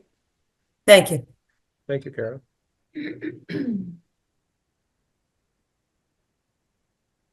Would you want to go on that list? Yeah. So I'll take one, just the first one, adoption of the road by the town. So I think we talked briefly about this the last time we met and talked about it. So this is governed by statute. We have a policy in place, and you're not going to want to hear this. The whole practice and policy about taking over a private road is that it is built to town specs and in good condition. It clearly is not like looking at an example of the town's going to take it over because you can't afford to fix it. So those are like about 180 degrees headed in the opposite direction. It's my point of view that just having, and I've said this before, from my oath of office, abiding by the statute and policy and the budget that I have, I don't have a budget to buy a private road or take it over and fix it up to town standards. I think this has happened to other people's private roads as well. So what's been mentioned before is if you do it for one, you got to do it for all of them. And there are other private roads and driveways where, so under what circumstances does the town take over a damaged road? And that's already well below town standards and then pay to fix it. And that's the conundrum that I think the town finds itself in. I don't know if anybody else here sees it any differently. And that's not unique to Richmond, that's statewide. Yeah. I have a question about that. Go ahead. So let's say that the residents of O'Neill Drive, for example, decided to take that on where they improved the road to town standards, so they widened it, and then they had repaired it to the state that it was before the last storm. What qualifies as good conditions? Does it count as good conditions for the next storm, or does it count as good conditions into like how is the town defining that, I guess is my question, in light of the mitigating future damage? So the town typically doesn't take over a pre-existing private road. We've had this request for 30 years. We don't know what's in the road. We don't know if the property pins are right. The number of issues, septic and wells and private things, we have no clue. We have no engineered reports. The amount of cost it would take for the town to send an engineer there and do borings and hydraulically size everything and build it to the proper grades would be astronomical. And it financially wouldn't be in the town's best interest to do that. Typically a development from day one, when the first tree is cut, the developer comes before the town and says, I want to build a road to the town specs and pave it. And this will become a public road. And they go through a very stringent process. We have an engineer on site that oversees everything. Step-by-step plans are followed.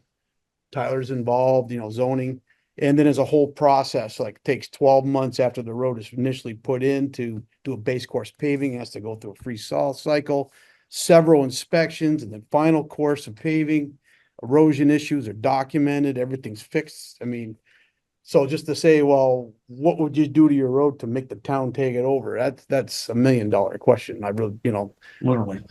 I guess the follow-up question is, if it's in the statutes that a road can be improved to town standards for the town to then take it over, you're saying there's no pathway, like it just doesn't exist? Or if it's in the statutes that it is an option, what is the pathway to that? I'm just giving you the history that the town has not taken over pre-existing private roads because of the number of issues I've outlined and the cost that would be to all the taxpayers to just put all this money and engineering into a private road that's pre-existing. If the landowners, to kind of go to Pete's point, I'm going to translate. Okay, you're probably better at it. All the stuff that Pete rattled off about, you actually have to have engineering studies done of the road. You've got to do borings to make sure the soils in which it's built are stable, et cetera, et cetera. If we were going to take that over, since to Bart's point, the town can't do that for everybody. It would be on the people who lived on that road to pay for all that. And then having proved to us that the road was acceptable, then we could take it over. But the outlay of money to certify that the road is acceptable would have to come from the people who want the road taken over, not from the whole town. I'll just point out this leads to a public hearing, and having gone through this kind of experience before, the property owners there may be very motivated to have the town take over the road. There are very likely taxpayers in the town who are very motivated to not have the town take over the road as a financial liability to the rest of the taxpayers. So you could expect those people to show up at a public hearing and say, why would you take over a road that's going to fail again? Unless And we that- could prove to it fairly well that it was no less likely than any other town road because they'd met all these criteria. Right. But it's a valid point. Somebody can show up at a town hearing. I live on a private road. Somebody could show up at a town Same- hearing and say same whatever they want. situation. They don't have to have a good reason for it. They could say that town shouldn't be road shouldn't be taken over because aliens monitor that road. You know, there would the point of being not to make light of things. The point is there's no guarantee that even if you did all that work, that the citizens would then vote to take over the road. Well, and it would be a select board decision because, so the process is, I mean, I think you could force a hearing by getting a petition. I think it's of 5% of the voters to come to the select board to say, please take over the road. That forces the hearing, and then all the evidence would be presented as to the road is up to town standards. Here's why we think it should be taken over. There'll be a time for comment for pros and cons. And then I think the guiding principle is if it is in the common good or the interest of the common good of the town to take over the road. And that's what the select board sort of has to make its decision upon. There's some other guidance in there as well. That the board would then consider all the evidence, consider all the testimony, look at their guiding documents and make a decision based on that. So it's not just a snap. If it's up to town standards, you're taking it over. There's like the maintenance and other things to consider as well. And there's usually the turnaround at the end. Oh, yeah, there has to be, fire would have to weigh in with documentation saying And a fire truck adequate turnaround, for yeah. fire trucks, that'd be adequate for town turnaround. So usually, and there's I so don't many know what the pieces end to looks it. like. Usually you expect to see a turnaround like where a fire truck can do a 180 at the end of the road. Either a cul-de-sac or a hammerhead. I mean, basically you have to follow the public works standards at a minimum. And then, it'd be a lot to it. I think all that makes sense and I appreciate the explanations. I think the thing that I am getting stuck on, and I actually wrote a post about this today, is that it's not, and I know that people take on that responsibility when they move to a private road. And I'm not even on the road that I'm talking about, but it's that the residents can't afford the repairs that are going to prevent the next damages. And so it's just like, I know that taxpayers won't necessarily want to pay for other people's private road infrastructure, but it doesn't seem like a good solution to just have residents of private roads to just do the same repairs because that's all they can afford. And then it's setting us up for the next, what we're dealing with right now. I don't know what the solution is. I think it's just like maybe something where the answer lies beyond this process. We might touch on that when we get to G. Yeah. I sympathize. I mean, I live on a private road. I live on Murray Drive. Murray Drive, Right next door. fortunately, was not clobbered like Red Barn Lane and O'Neill and Lily Pond. But from past my house up, it's a wreck, and we can't find anybody to come in and fix it. That's a risk I run living there. And I would do cartwheels if someone suddenly it was a paved road, the town maintained it, but that's unfortunately it's not going to happen. If sorry, this is, Go ahead. oh, I didn't want to interrupt you. Go ahead. I was just about to call on you. Oh, I was just curious. So if I remember you had mentioned earlier in the meeting that FEMA would be covering all the culverts. And so I'm curious.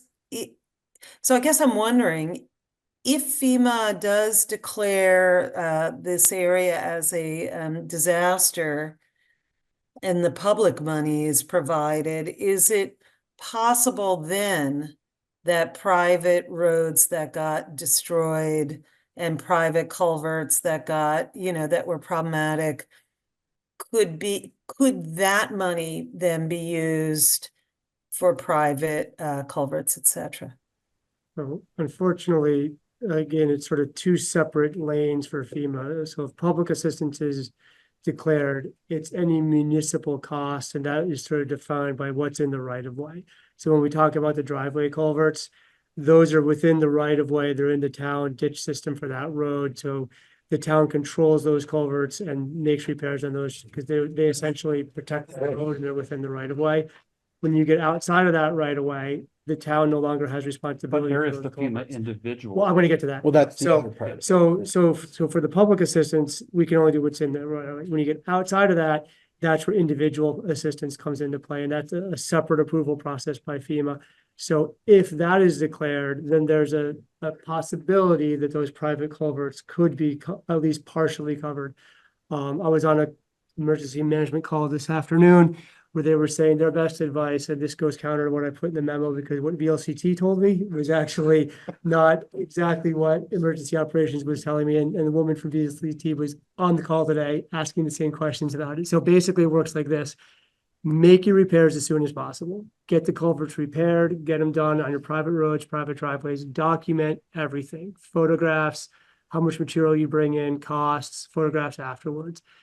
If individual assistance is declared, file the claim with FEMA, submit all of your documentation, the photographs, the cost, everything, and hopefully they'll pay for some of it. On the call today, they said, don't expect they're going to pay for all of it, but hopefully you'll get some funding for those repairs. I don't know what the percentage is with town repairs. It's 75% plus some more from the state. It's fairly well defined. Individual assistance, I'm learning, is not as structured. But that's why we keep saying everywhere that you gotta report your damage to FEMA. Right. So, because that's how you reach that threshold, at which point they say, we are declaring individual assistance. To get any money, they got to Yeah. reach that threshold. You've got to get the declaration for anything to happen. So. Yeah. In the back? I just want to emphasize, I think we're aware, but the difference here between just a regular private road, you have several houses that are directly threatened by the bridge on this private road, and they don't have the money to fix it. I mean, we asked them and they're like, they don't have the money. Every engineer and contractor we've had out is like, this needs to be a bridge. Yep. Like, anybody who comes is like, this needs to be a bridge, but the guys on the road don't have the funding to fix it, so they already repaired the culvert, it's back, and we're basically like, what do we do, you know? I mean, we're under threat. I mean, not so much me, but the people, and, you know, there's 5 houses that all pay taxes in Richmond. Yeah, and if all the taxes those houses pay, it'll pay for that bridge. You'd be Yeah. surprised. Bridges are incredibly expensive. Well, I mean, The culvert is back, and I'm glad for them that it's back, but it's actually now continuing to take, because of the way it was put, it's continuing to edge out part of our bank. Hmm. So it's like, you Right. know, But as so, Steve but we can take pictures and make repairs and hope. As Steve mentioned earlier in the meeting, I don't know if you were here, we may need a bridge up on Hillview. And that bridge may be $2 million, Well, that'd be $1 million pretty easily. $1 million minimum. And And- bridges are extremely expensive. So one other comment, and you're not going to want to hear this either. And just a reminder that your tax dollar, first, a reminder that about 70 cents of your tax dollar is educational taxes. Yeah. There's 30 cents that goes into a budget that you can see every year and see what the money goes for.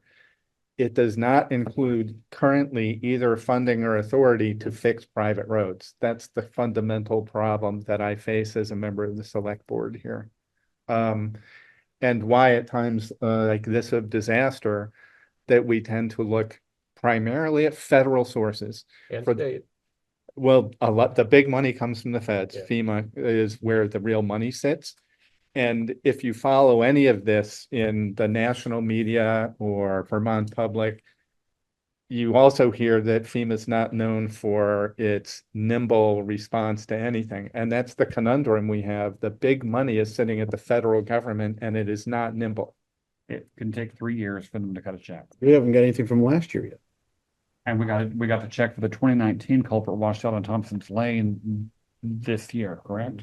8 and 5 minutes or less. Can you just summarize what you have to do to submit a FEMA claim once a disaster's been declared and once we're eligible for The amount of reimbursement? documentation I gotta do is length times width times height. I gotta document every type of material we use, all the hours, all the equipment in detail. That's just the town portion. And then dealing with all the contractors, I gotta split out every single truckload of whatever they're doing. Everything has to be broken down by road, GPS sites, beginning and ending. Where the materials were taken to, where the old culverts were disposed of. And then they'll have multiple questions about, well, it says here was an 18-inch culvert, but I think you said 24. And so they'll hold the whole claim up for another 30 days because we didn't answer one question. We're dealing with this right now. We've been 2 weeks of answering 10 questions and now we've got 4 more questions. So this is last year's claim. It's such a lengthy, very detailed process, and I keep unbelievable records, but it's still sometimes not enough. And this one's even harder because I got 5 big contractors out there. They're doing their own thing. And it's gonna be like splitting hairs. It's like, we got 200 truckloads of stuff went to Snipe Island Road and, 175 went over to here, easily. 1,500 cubic yards of ledge went on this bank. I mean, I got to split it all out to length times width times height, GPS beginning, end, height, it's just. So just on Pete's end with highway, he has to log every hour of every machine, hour time on a job. So. And dump they trucks, need that much mileage, detail to loadage, even do this claim hours, for us. hours. Yes. Just quickly, I understand all this stuff for sure. And, do we know, like, are there other situations where private, homes are directly threatened by private roads that are unable to be improved? Like, I'm sure that we're not completely unique, but. Sometimes FEMA will buy them out. There were houses, and Kara can comment on this. She knows much more about this than I do. But FEMA will buy houses that are just basically they're gonna go some year, the river keeps edging closer and closer, and at some point back in the 80s, they moved an entire town in Missouri from the riverbank to a bluff up above it, moved the entire town. So it's conceivable that FEMA could come along and say, this neighborhood is unrecoverable. We are gonna pay for you to move. Yeah, I'm more curious about the situation with the bridge. Like, everybody knows that the culvert needs to be replaced with the bridge, but nobody wants to pay for it. Are there other situations where I understand that people have to maintain their own roads, but when their roads threaten people downstream of them, I mean, are we unique in Richmond? You're not, can I answer, do you want me to answer that one? No. If you can come up, actually, but everybody should be coming up because you're not being heard on the recording. You're not unique. And I'm the bearer of the bad news, as I will speak if they don't want to speak to you about this. The only way you can help is if your neighborhood wants to protect their homes, they have to help pay for the bridge that's upstream from them. That's the only way it's going to happen. You can try to find state funding. You can try to find federal funding. You can relocate your home to higher ground if you can buy land from somebody else, or if you have higher ground on your own land. You can elevate your structure so water can flow underneath it. I don't mean to be the bearer of bad news, but I've been doing this since Tropical Storm Irene, and I started as a volunteer. And I've helped relocate homes. I've helped elevate homes. I've helped buyouts with homes. That's all the FEMA side of things, where it has a 75% match and a 25% responsibility of the property owner. In no case has any town ever that I've worked with ever paid the 25% matching money for any property owner or any private road. The only time that FEMA or the state of Vermont found the 25% matching money, it was on a relocation of a structure, that the structure was being donated to a veteran on a different site, that the state screwed up the paperwork, and so they paid the matching money to relocate the structure, and the 25% match because it was a donated piece of property from a town to a veteran. I'm sorry. They're going to keep saying and keep going back and forth. They're not going to take over private roads. They're not going to pay for private roads. They're not going to help engineer with private roads. They're not going to help protect homes.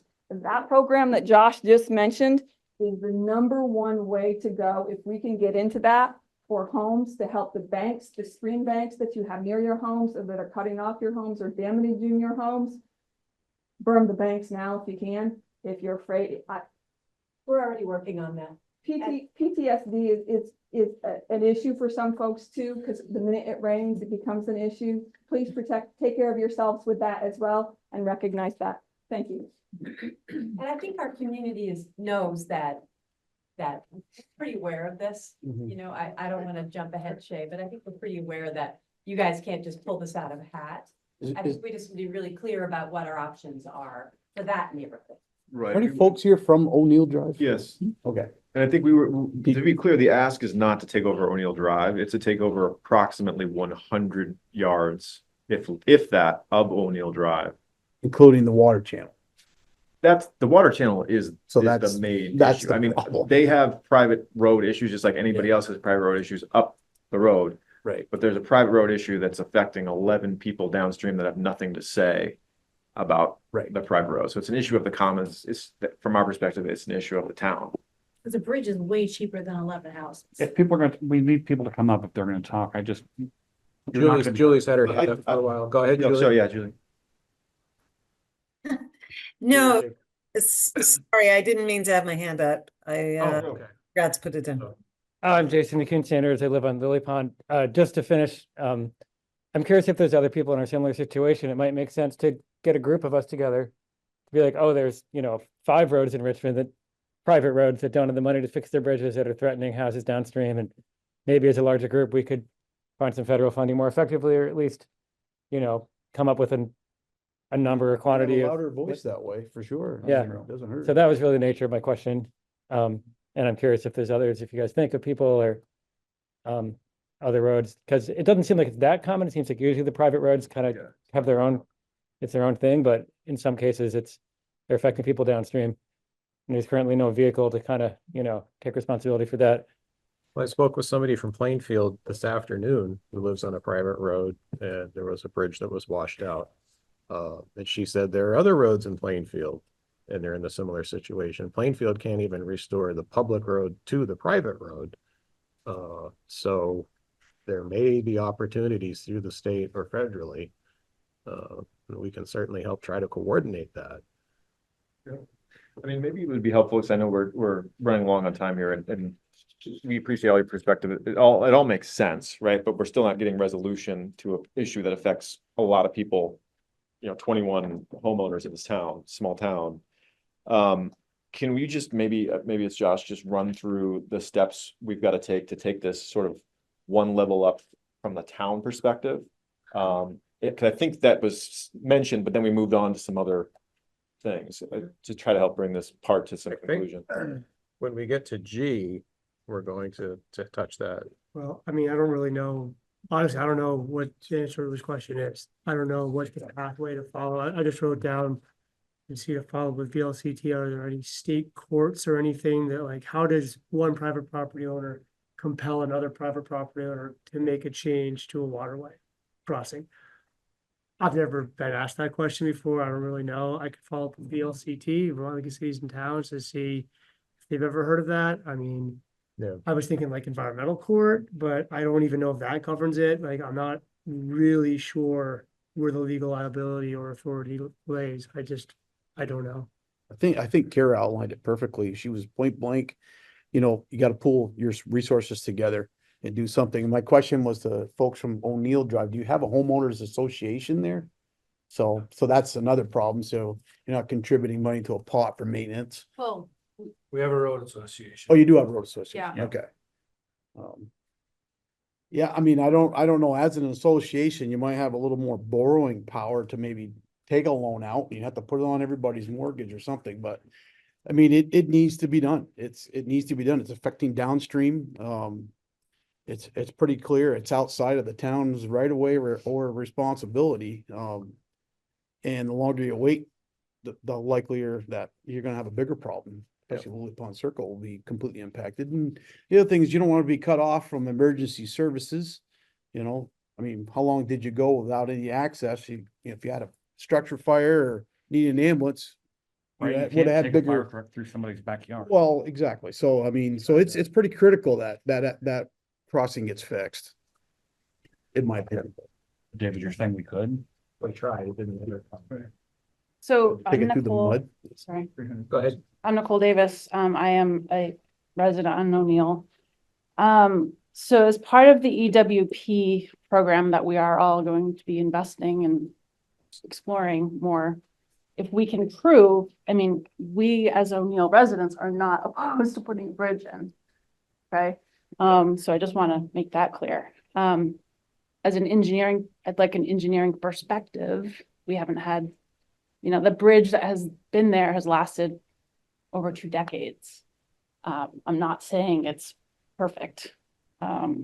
So if we can explore the EWP program and prove that our bridge is an imminent threat to lower houses, then maybe our bridge can have some financing. Or some, Yeah, I think you got a pretty good case for that. I mean, you've got documentation from everybody in Lily Pond Circle. Right. That, you know, and then the lack of emergency services when your road's cut off. I mean, all those things combined makes it a pretty high priority to get a structure in there that's gonna, you know, at least meet the hydraulics of that stream. right, and I have lots of questions, like, why did a 20-foot culvert on Ireland blow? 30 years, never done it, you Correct. know? They didn't So, rain all at once. will an engineered bridge be a solution? They'll I engineer it don't for think maybe we 100-year know. storm, but I think this was a 200-year storm. Right.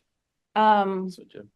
The other comment I want to make about taking over the bridge and, is the access to all of the electrical companies that have just over the bridge.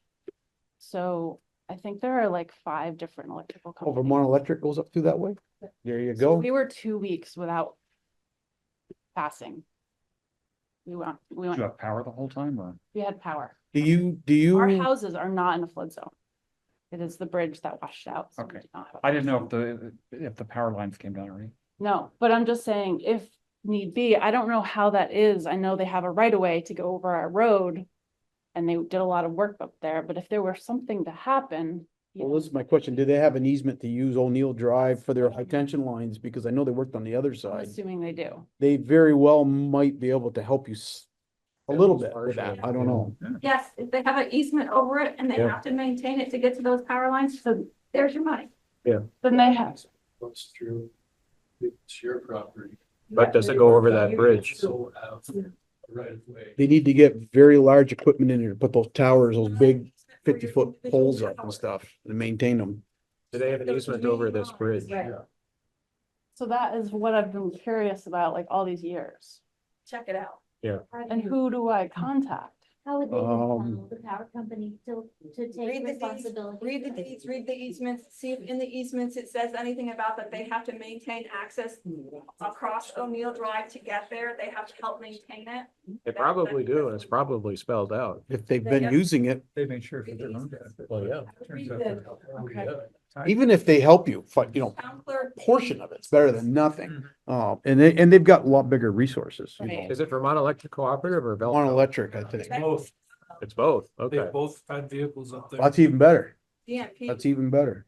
Oh, And they may also have access to funding Yes, that you wouldn't. storm funding specifically as well. yeah. This past winter, that storm, those last 2 storms we got a declaration on that. It was basically due to the utility companies that lost so many power lines. So it wasn't that towns lost roads. It was so many power lines down from the trees. So they got a whole bunch of federal funds from that to fix all the power lines. So before you make any calls, I'm not on the select board right now, I'm private citizen David. Read those deeds and easements, and then make the phone calls. There might be an avenue there to pursue. Okay, I'm back on the select board. The whole room to do is I legislate, push through Josh, let him get the information to you about getting the private funding that FEMA has to have declared a disaster as well, not just the public. The private people have to contact and really push to say, we have, $100,000 worth of damage. They've got to know that this disaster levels for the private sector, or else if that doesn't get declared, you don't have another full resource of funding. And to be clear, that doesn't go through me. That's 211. And you report it there. And I think most people have reported that. And Yeah. I know FEMA was out last week looking at properties, at the most damaged properties in our town and other towns. So they're working on that this week to figure out, is there going to be a declaration for individuals and for public? And it doesn't hurt. I have 2 questions. Go Hold on ahead. Just a sec. No, it's her turn. I was just about to call on you. Go I ahead. just can't hear what Kara's saying because she's not near a mic. Oh, Sorry, my first question again, it just goes back to wondering when we're going to hear back, because we've got the potential now, the power company might help them, but there's also the water protection one that we were talking about. But again, it's this fear of like, we also need to take action now. So is there a time frame that we think we might hear back from Josh? Because it's like, it's scary to be in a spot where you want to move forward and take action, but you also don't want to do anything that could potentially lose you a lot of access to money. So the only program that I'm out of all of this discussion, the one that I'm sort of following up on is the EWP program. So I'll That's try to what get. yeah. Yeah, okay, sorry. I just wanted to be clear. And So will I'll try you to get back? Like, Yeah. how will we hear from you? Because we've heard, like, I've reached out to so many people, and I'm just wondering, like, when will we hear back about FEMA? Because I happened to be home when the Red Cross came and told me that they were pinning my house for FEMA. I happened to be home when the town came by. I happened to be home when the state agricultural representative came by, but I actually didn't know any of these people were coming by. So how can we know when we're going to hear, like, how do we know about the follow-up and who to follow up with? So for EWP, I'll try to get an answer to your question about temporary solutions as soon as possible and email that out to you. And I'll put something on the website about EWP as well, so that everybody has a chance to know what's going on. As soon as I get a list from residents as far as where we should go look at EWP, once I have a date, I'll be reaching out to those people on that list to say we're coming by on this date to look at these locations. So once we're sort of in the program, I think the communication will be a lot better because we'll have defined kind of timeframes to hit and site visits to make. That will be led by EWP. Primarily Okay. through town, But they assign an engineer to actually look at it, right? It's not asking Josh to go look at things and right. They evaluate. bring their engineer out. They say we'll be there on this day, and here's the sites we're gonna go. Yeah. But when are we going to hear back? But you also, like, will you reach out to people? Like, who are you? When can I hope to hear? Like, sorry, I just want to know about the question of, can we start doing some work? Right. That's what I'm gonna email them tomorrow and try to get an answer. He's usually pretty quick to email me back. So Okay. as soon as And I would hear you any guidance, I'll email us? Yeah, I'll email you directly, Karina. I got Okay. your email. And the other question. I'll put a notice out on Front Porch Forum and anybody else interested in EWP.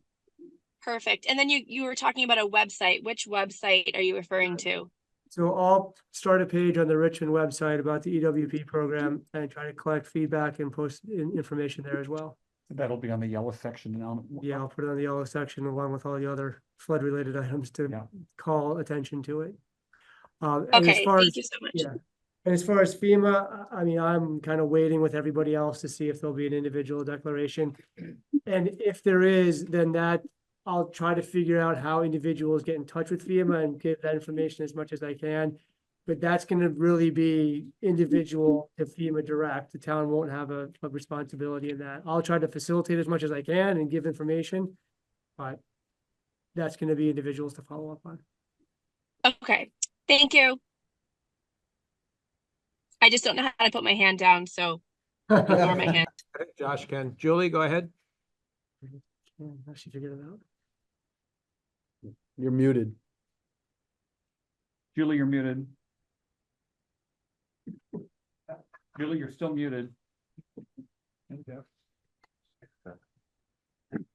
If you're on there you Sorry, it wasn't unmuting. I was trying the things go. just. Go ahead. So what I was just curious whether the emergency watershed protection program, does that also cover, like at one point in time, somebody covered, I don't know whether whether it came out of our pocket or the town, of covering like erosion protection. Is that part of what the emergency watershed does also? So if you're talking about like erosion of a stream bank, that would then, and then the erosion of which would threaten your house, then that's pretty much exactly what it covers. Okay. All right.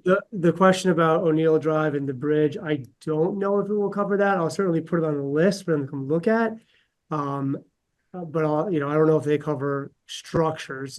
From what I've seen, it's more sediment, natural barriers of the stream. I don't know if they'll cover a crossing, but we'll ask. Yeah. And do they cover things like a friend of mine lived in a different state, but she was on the water or whatever you call it, conservation committee. And they did things like dig the streams like deeper, and like, are those kind of things part of what this program does as well, or no? It's my understanding that they will cover sediment removal. So in your backyard at Snipe Island, there's a lot of sediment that wasn't there prior to the flood. I think they'll cover that. Of course, they have the final determination to inspect and see if that's a good solution, if that fits their program. But I think it's within their scope.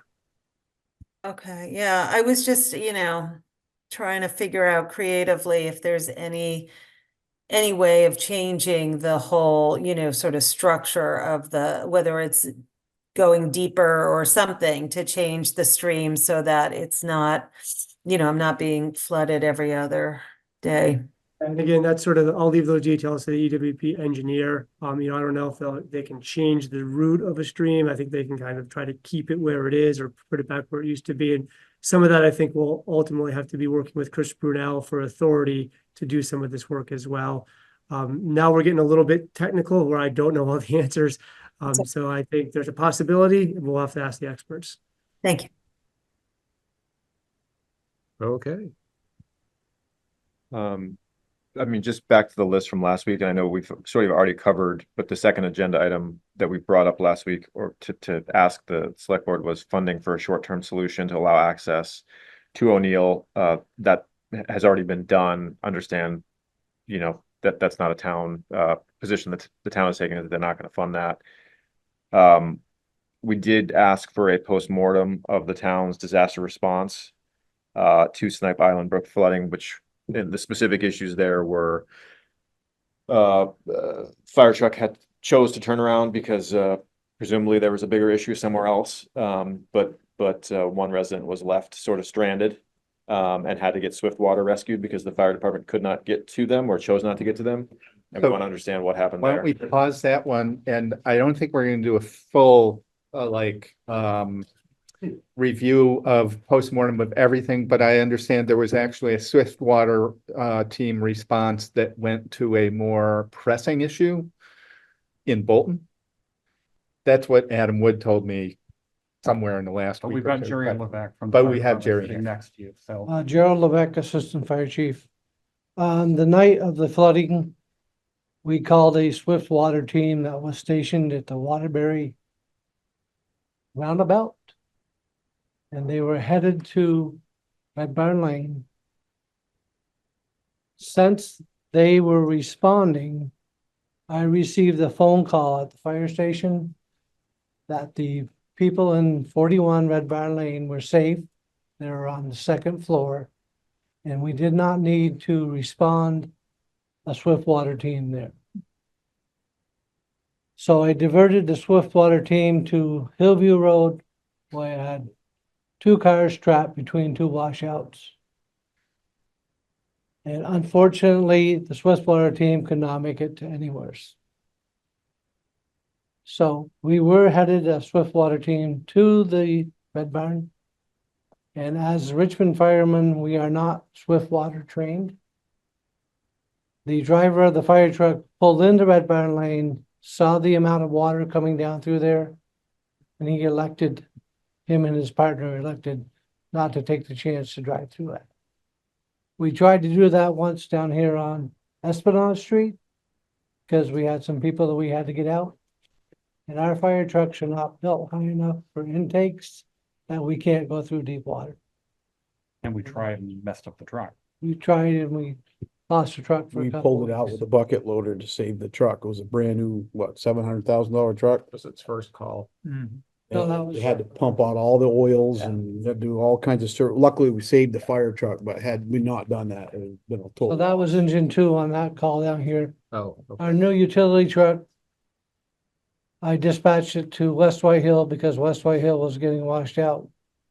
They went up and blocked off the top of West White Hill. In the meantime, driving back down the road, washed out, and the truck went in and did severe damage to the undercarriage of the truck. Ripped the rear end right off, smashed the box. It First call. broke, the pavement broke through, right? Yeah, Right down. pavement broke through. Truck's first call. I know, I saw it when I, Yeah. took me 8 hours to get home, but, you know. So there was confusion there because I understand somebody from that area called another person saying that they needed swift water rescue. Where we were already at the fire station coordinating that. So there was a lot of confusion on who was doing what. I did talk to Julia today and apologize to her that we had the confusion, and she totally understood. But we'll do our best to get to you. No, I think that we're all thankful for your service. Obviously, it's a volunteer thing, and I don't want to speak for Julie. I think that, you know, you have to make tough decisions in the moment. No one would blame you for making those tough decisions. I think the question is, what is the learning or maybe the protocol going forward to communicate the person that had to be left behind? Because she wasn't told that she couldn't be got to because there was bigger problems. So she was sort of left there But feeling that like in the was lurch. kind of communication dispatch. From my dispatch to me, that was a communication error. So they called me on the radio and told me I needed to evacuate 41 Red Barn Lane. And then I got that other phone call saying that she was safe, her and her daughter were safe on the second floor. So my priority switched, Understand. but still I had a hard time getting swift water into Richmond. I mean, the mobile station was flooded. Heinsberg Road was flooded by Johnny Brook. And we had a medical call on Bates Farm Road. I couldn't get an ambulance to him.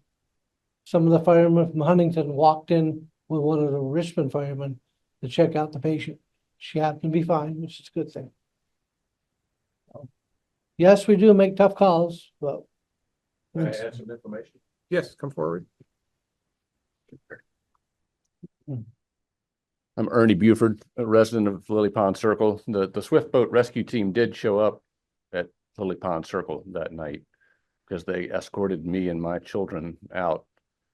I had been in the village and came back in a hurry to try to get my children out of the house, and I had to wade through knee-deep water, flowing water on Lily Pond Circle.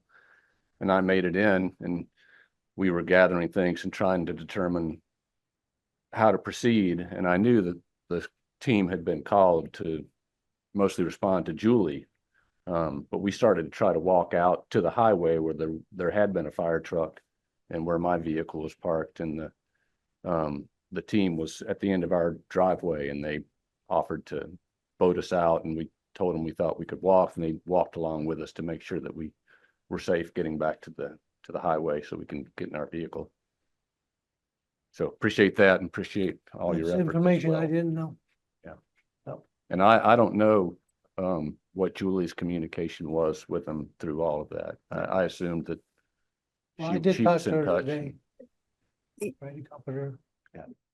Yeah, I mean, I can speak to that. I don't know if it's, but first I just I really appreciate you.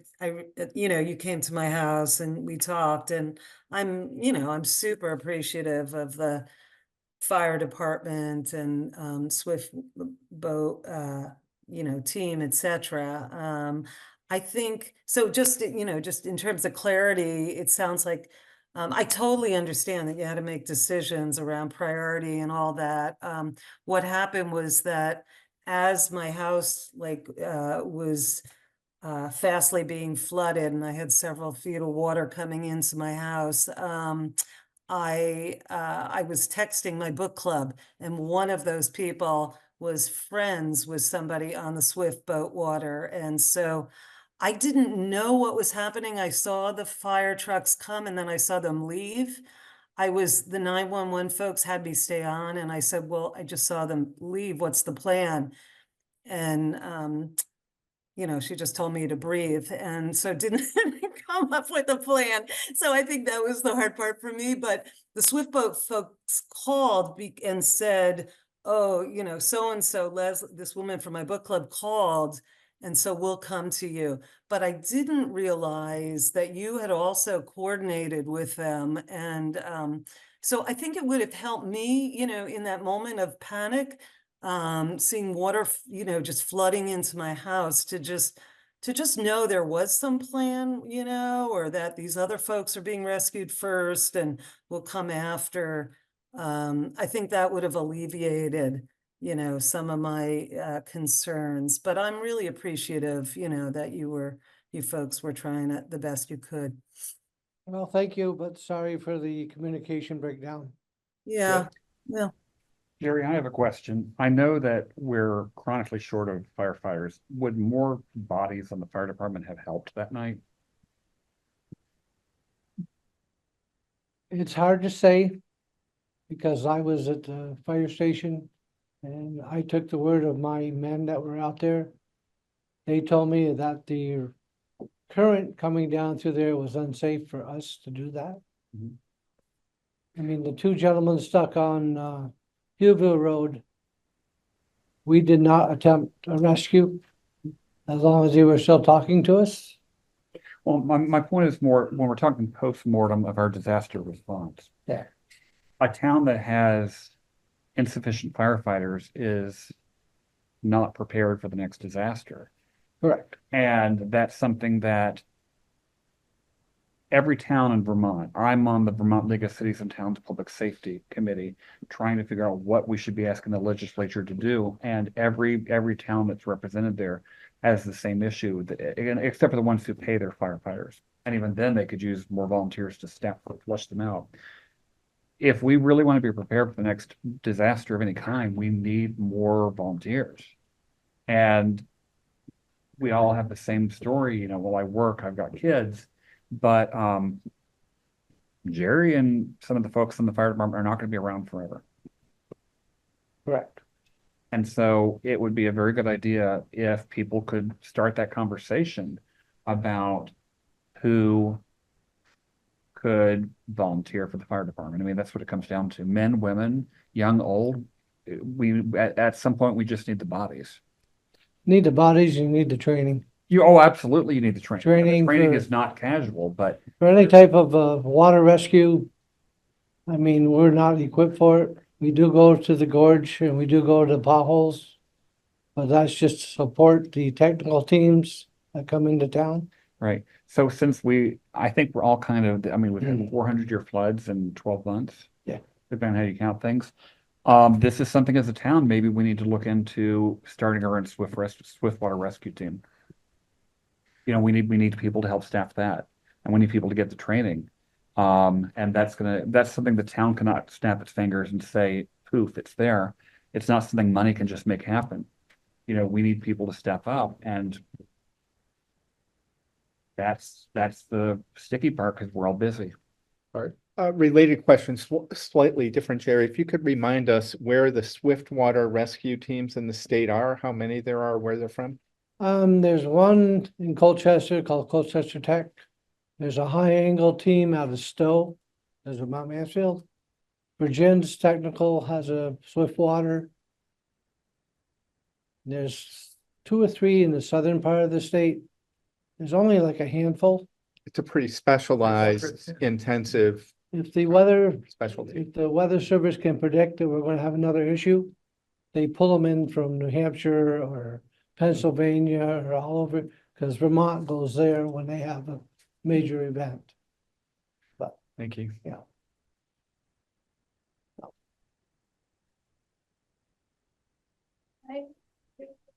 Yes. I'm gonna backtrack and then I'm gonna head upstream again. No pun intended. I've been going down the Beaver Dam rabbit hole for weeks and I've learned a lot. And we can, you know, there's millions of dollars of damage and we are rebuilding our community because we have to, because if we want to sell, we have to fix our homes up to sell, or we have to fix them up to live there. So we're, you know, fixing the stream, the culverts and this and that. We're pouring all this money in, but if the Beaver Dam is left to break again, it's just going to happen again. So I called Governor Scott's office to ask what we should do. They directed me to Tyler at Fish and Wildlife. He called me. He talked about beaver deceivers. I talked to Alaire Diamond. She's a beaver expert. She talked about beaver deceivers. Basically, they're like a culvert in the beaver dam. They look pretty. I've watched YouTube videos. It looks pretty, very simple and very great reviews. I want to know that if we're going to be dumping all of this money back into our homes to make sure that we are safe down there, I want to know what's going on up at the Richmond Pond and the Beaver Dam and the conserved land. That something is that Vermont Land Trust is maintaining that beaver dam so this doesn't happen again. And it happens all the time. I was just up at Lincoln Hill dropping off a car because my cars got totaled. One of my clients let me borrow. So same thing happened up there, you guys. Like they got slammed, washed out from beaver dams breaking. So, you know, and everybody keeps telling beaver deceivers. I'm like, okay, so what am I supposed to go do it? Like on private conserved land? No, like who do I talk to deal with the beaver dams? Because I think it probably, like looking around the state, it should be looked at. It looks like a very simple thing, but I shouldn't have the responsibility, correct? Who, you know, it's on Vermont Land Trust land, conserved land. And now's the time to do it. I was just up there. Like it's broken. So if they could just set the tubing in now, because there's already, you don't even have to do anything. It's already all busted up before the beavers start building back. Now's the time. Who supplies these? Oh, I don't know. I mean, we could look in, yeah, you could look up beaver deceiver. There's a company called literally beaverdeceivers.com. Totally. Interesting videos, I will I say. just feel like I want something, I want to know that there's something going on upstream because it's not going to work downstream if upstream nothing changes. Josh, maybe put this on the list, to ask if it's in scope for EWT as a flood mitigation. I mean, they deal with sites that are prone to beaver dams. I got nothing on the beaver dam thing other than that. You gotta go to landowner. I will add that Snipe Island Valley goes all the way to Preston Pond in West Bolton. Yep. And there's like 3 more beaver dams between Sequentially. Preston Pond and the Richmond. So you got several of them way back in the woods. Yeah, but I guess Lincoln Hill, 3 of them burst at the same Yeah. So, Deceivers throughout the state, I well, guess. I hate to tell you, but I don't think the beaver deceiver would have worked in this situation. I think I'd have blown that thing right out too. Because we know what a beaver deceiver is. It's a pipe inside of a dam. We have one on the Heinsberg Road that we, every 3 months, we have to maintain it. There's a pipe to maintain an elevation of water with an elbow with a screen under it. And they're so smart, they build the whole floor of the pond up to plug it. So that's how smart they are. They are extremely smart. So we got to dig the floor of the pond back out to open so the water gets back in it. These things that are back out in the boondocks, the only way you're going to fix those things is by hand or a little dinky excavator. And they're not going to go in these big dams. And these beavers are smart. These beaver deceivers are something, if you can have it on a piece of property where you can maintain it, perfect. So I looked up who owns Vermont or Richmond Pond and it's MSK Lawyers, so I contact them. MSK. Okay, they're like national lawyer. Okay, it's been weird trying to like locate. It'd be nice if they had to control those bigger watersheds, so, you know, they will hold back the water. Right, and it's just, I mean, it definitely. So I'm makes back sense. to my thought of, can we at least get it in scope to think about under the EWP? Yeah. And it either will be in scope That's a or good not. A&R question too, Chris Brunel, because of these things are everywhere. Yeah. You know, Vermont's all mountains and all these valleys are full of beaver dams. It's just natural. I mean, so it's not just one dam that's causing this. It's miles and acreage of this stuff. so I'm saying, we need to be aware, I mean, this is. Yeah. Aware. The other upstream issue that I want to just circle back to the postmortems that I brought up in the last meeting was that the next morning, was that the 11th? What date was that? Whatever it was, the next morning, we had neighborhood digging in people out who were affected downstream, works going on upstream, people in the water downstream, trying to help their neighbors, felt the water level rise significantly while work was happening upstream.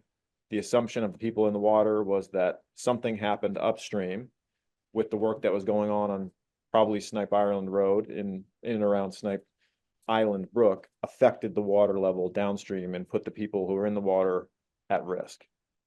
And it moved logs, it moved a whole bunch of stuff, and it was a scary situation. And the request last week was some sort of postmortem as to what happened there and assure that in future events, there's an inspection done downstream when work is to happen upstream to assure that there's nobody in the water, there's no one at risk, that the houses down there are not going to be negatively affected by anything that may be, of course, there's no intention to raise the water level by work down upstream, but nobody came and checked that there weren't people in the water, that there weren't houses underwater.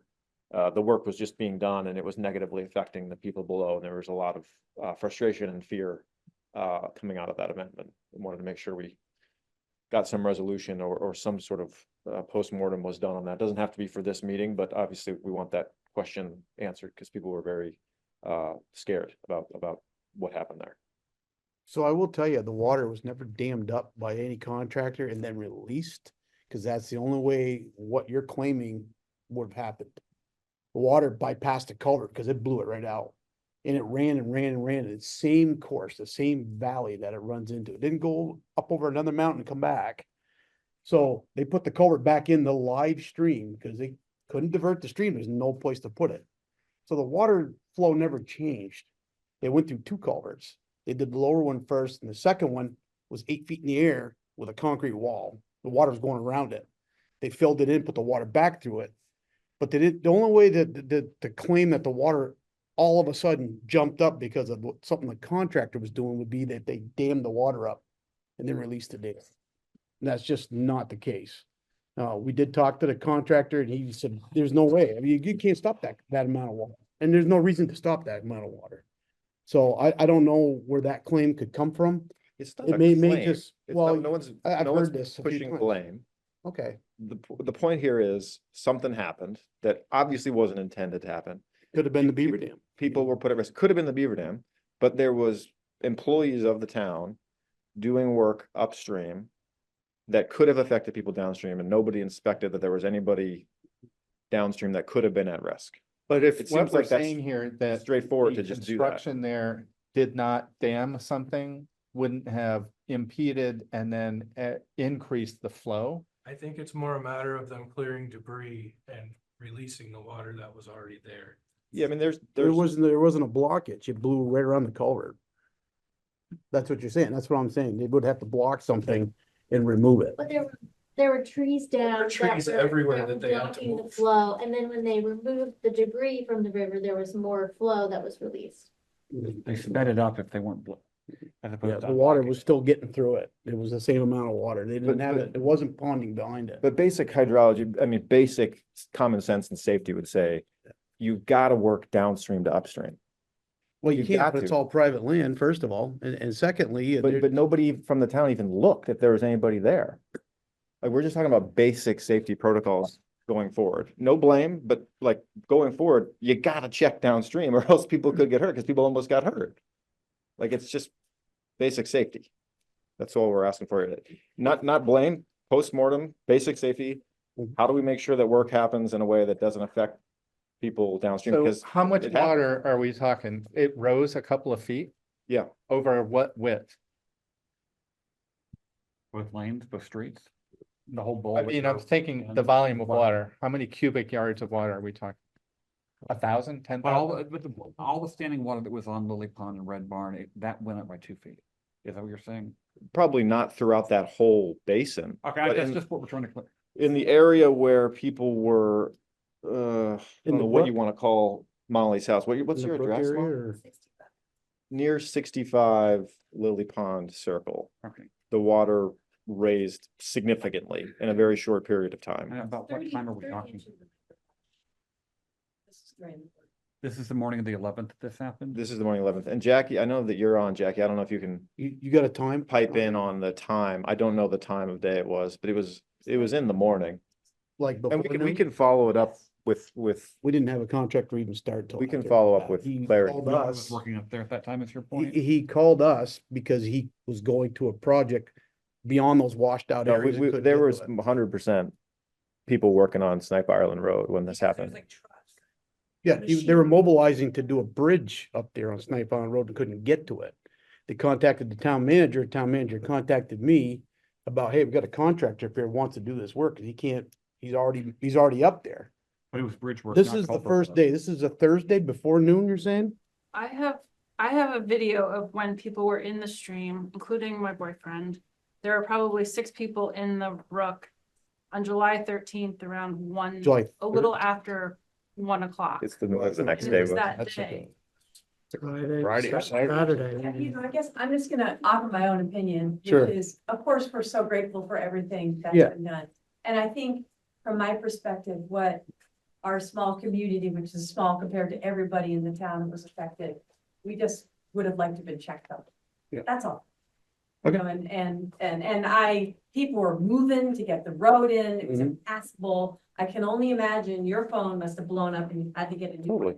I think. I we're was just- stuck out of town, only to come home to full disaster, Yeah, just like I'm you sorry. folks. I think what we're asking. Uh, is just- And then I had to go to work, Yeah. and my wife had to go somewhere, and my dog had to. Jackie go is saying it somewhere. was So just- about 2:30 in the afternoon, just was. But it doesn't matter what I had to deal with. It's just, I'm saying, it's just, there's a lot of assumptions on people should have done, or, we're doing the best we can. We're putting a lot into it. It's unfortunate. And it is, if you're gonna go into a stream that's recently flooded, you're taking your life in It your does get own much more hands. dangerous than I'm that, gonna you're tell right. you right now, and I got asked by that gentleman back there, why isn't the town of Richmond going out of the right of way to help us get this tree out of the river? And I gave you several reasons. I said, number one, we're not insured to go out of the right of way and do that. Number two, what if one of my guys goes out there, slips on a log, goes underneath and drowns? Now we just lost a town employee out of the town's right of way. I mean, so it's just, there's certain reasons why we can only do certain things. It's very dangerous to work in a flooded brook. I'm sorry, I'm getting a little excited, but just. Just from my perspective, that you guys did stop. and I did, check yeah, in with us. I That's did. when I met Pete, and Yeah. I thought you guys were, and there's only so much you can do. I was trying to get the contractor to come down and help you, but yeah. You even, so I think you guys did what you could, Yeah. and, Okay. but you can't get to our neighborhood from there anyway, so. Yeah, you're out there quite a ways. Just a little bit of a tangent. 3 decades ago, when I was working on my PhD in public administration, which I didn't finish, I was working in the state of Virginia with emergency response planning. A lot of it had to do with things like rail cars full of volatile chemicals tipping over and stuff like that. But, floods were obviously something we looked at too. And we always had, as we called it, the binder of, known hazards in the community, areas that would be suspect of this, that, and the other. And there'll always be checklists. Lots and lots of checklists. Now, I'm not pointing a finger at Josh and saying you should have done this. You just happen to be the person who carries the title Emergency Response Coordinator for Richmond, right? Do we have a checklist like that for during a flood and after a flood, do these things? Like checking rivers downstream when we're doing culverts? Yeah. No, we don't have a protocol on that. Well, okay, so what I'm saying is maybe, given that we seem to be doing this as a hobby now, floods every few months, we get bored, maybe we need to put together a checklist like that. Yeah, I mean, we want to prevent someone from getting hurt next time. This is all about figuring out how to Right. improve Maybe safety start next time. Putting together, if we don't already have one, the flood is coming, the flood is here, the flood is receding binder. And I don't know, maybe even new drills. I don't know. I'm just gonna make an observation. Jerry, if your fireman came across this thing and it's 3 feet deep and the water is rushing, what are they gonna do? Probably stay out of the water? Yes, they will go in.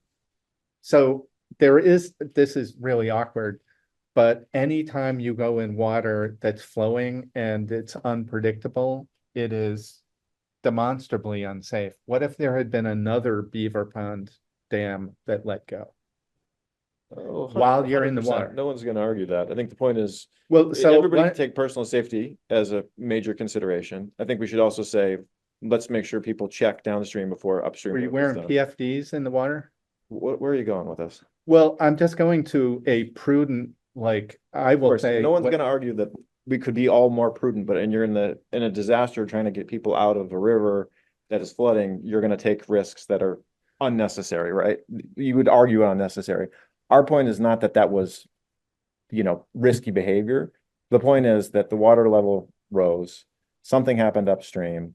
Let's make sure that downstream is checked before upstream performance happen. Point finished. I don't want to debate with you, but I'm just saying if I'm rescuing my neighbor in my canoe, I'm taking my canoe and I have a PFD and I have a PFD for them. That's my protocol for rescuing a neighbor in water.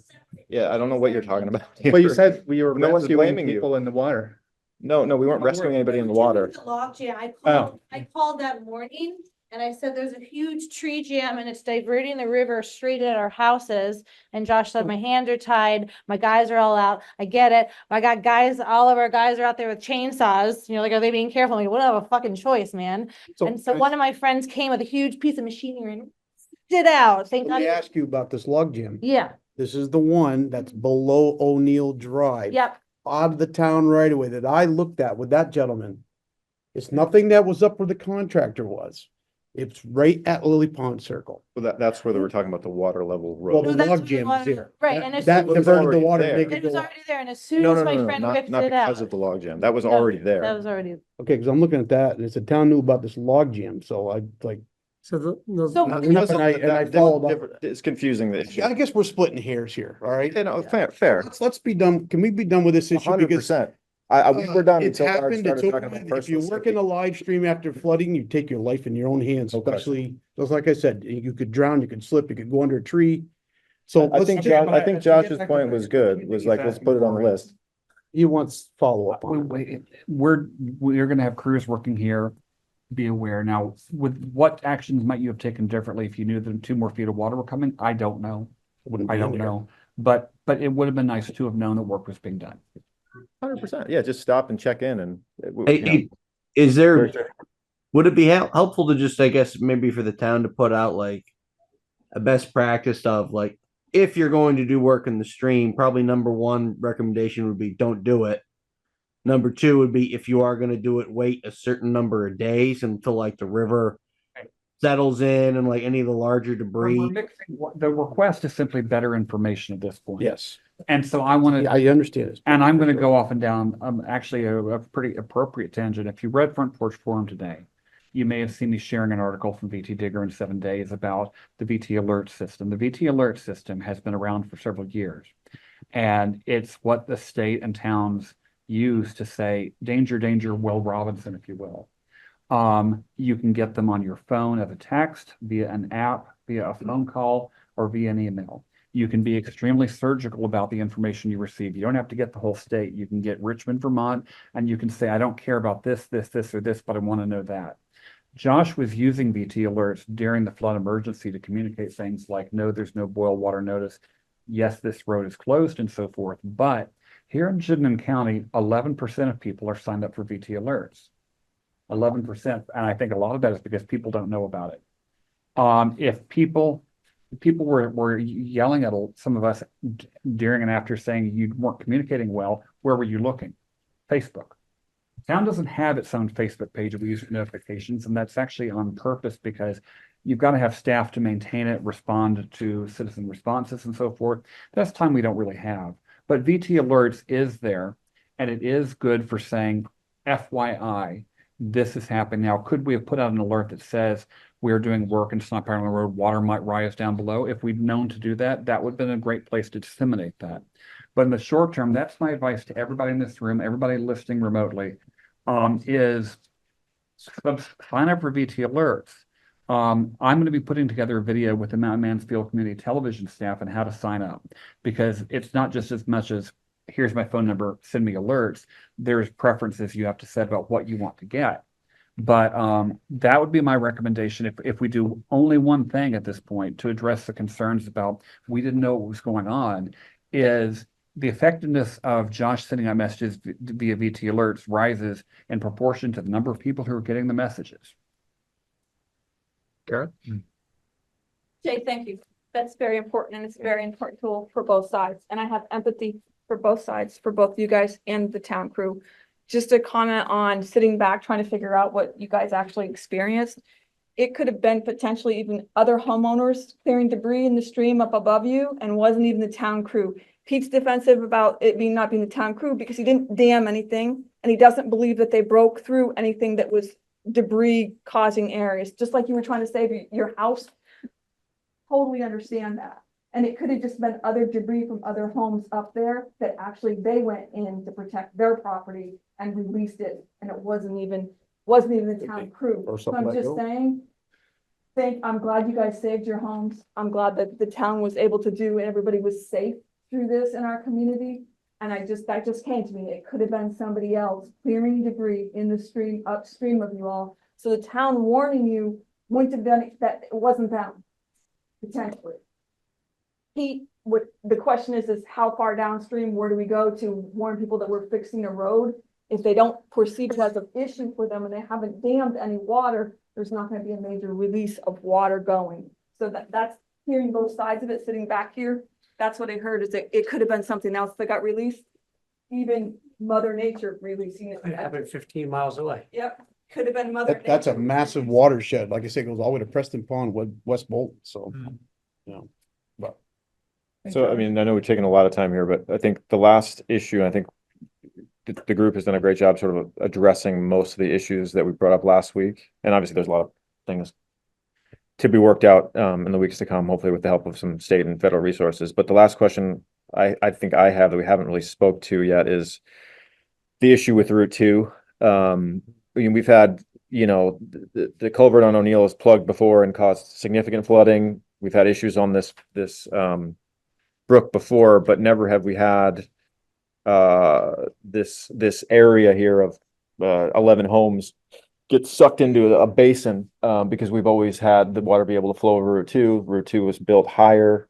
I believe that was summer of 23. That happened. This year, yeah. And in my view, and I think the people who live there's view, there was not sufficient drainage put under Route 2 when it was raised significantly, and we have to imagine that contributed here. I know that there's other issues with Route 2. I think we said last or 2 weeks ago that this kind of issue would be brought onto the list of other Route 2 issues. Just wanted to understand what the sort of next steps are, how we might approach the state to sort of get more drainage added, or talk to the Agency of Transportation, and we have to talk to our legislators, not to lean on the Agency of Transportation, because past experience tells us that the AOT tends to respond to those who yell loudest.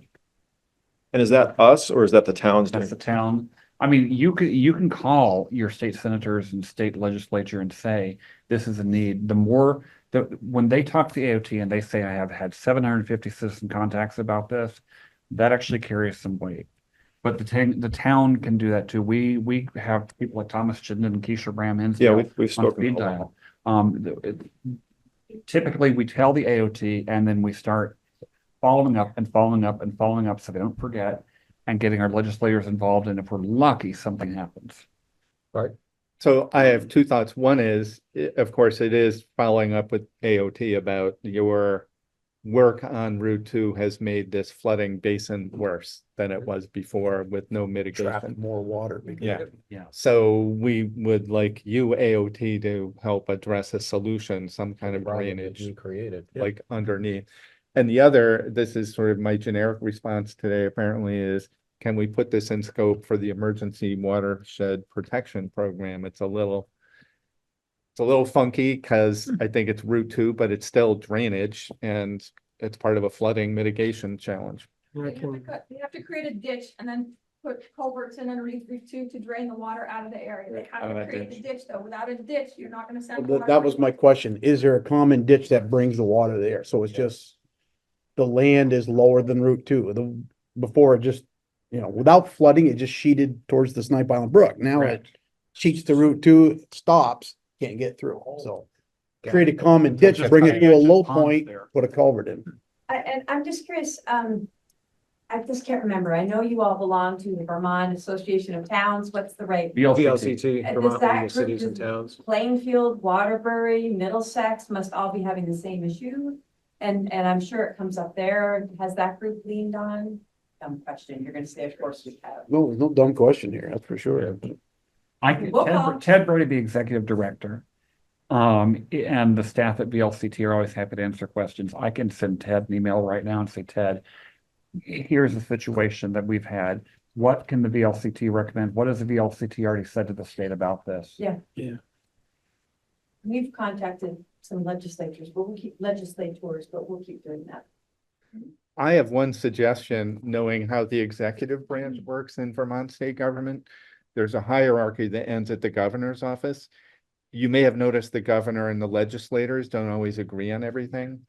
The governor is in charge of the Secretary of Transportation and the Agency of Transportation. So another thing you might contemplate is going to the Secretary of Transportation and to the governor. One of the things the governor doesn't want to get is repeated complaints about a department or agency over which he sits. So he would tend to say to cabinet members, Make this go away. take care of this problem. I don't want to hear any more about this kind of thing. Right, he's gonna say, why am I getting all, put the damn culvert in, so I'll stop getting these responses. Well, you gotta create the low point, and you gotta bring the drainage to it, you know, there's another part to this. Figure it Yeah, out. to yeah. fix the problem. Someone has to shoot the land and see how to make it all work. But there is a ditch there. You're gonna end up at the agency of transportation. No legislator is gonna be an engineering solution. It's gonna, you're right. trying to get leverage on the agency of transportation itself. So I would recommend you also try the executive branch, which is the secretary and governor. So just to be clear, town is aware of the issue, taking it up with And we the will then state and, bring it up to But the we will agency of bug the governor, transportation and basically. start as well. and we'll bug the governor to make sure. Okay.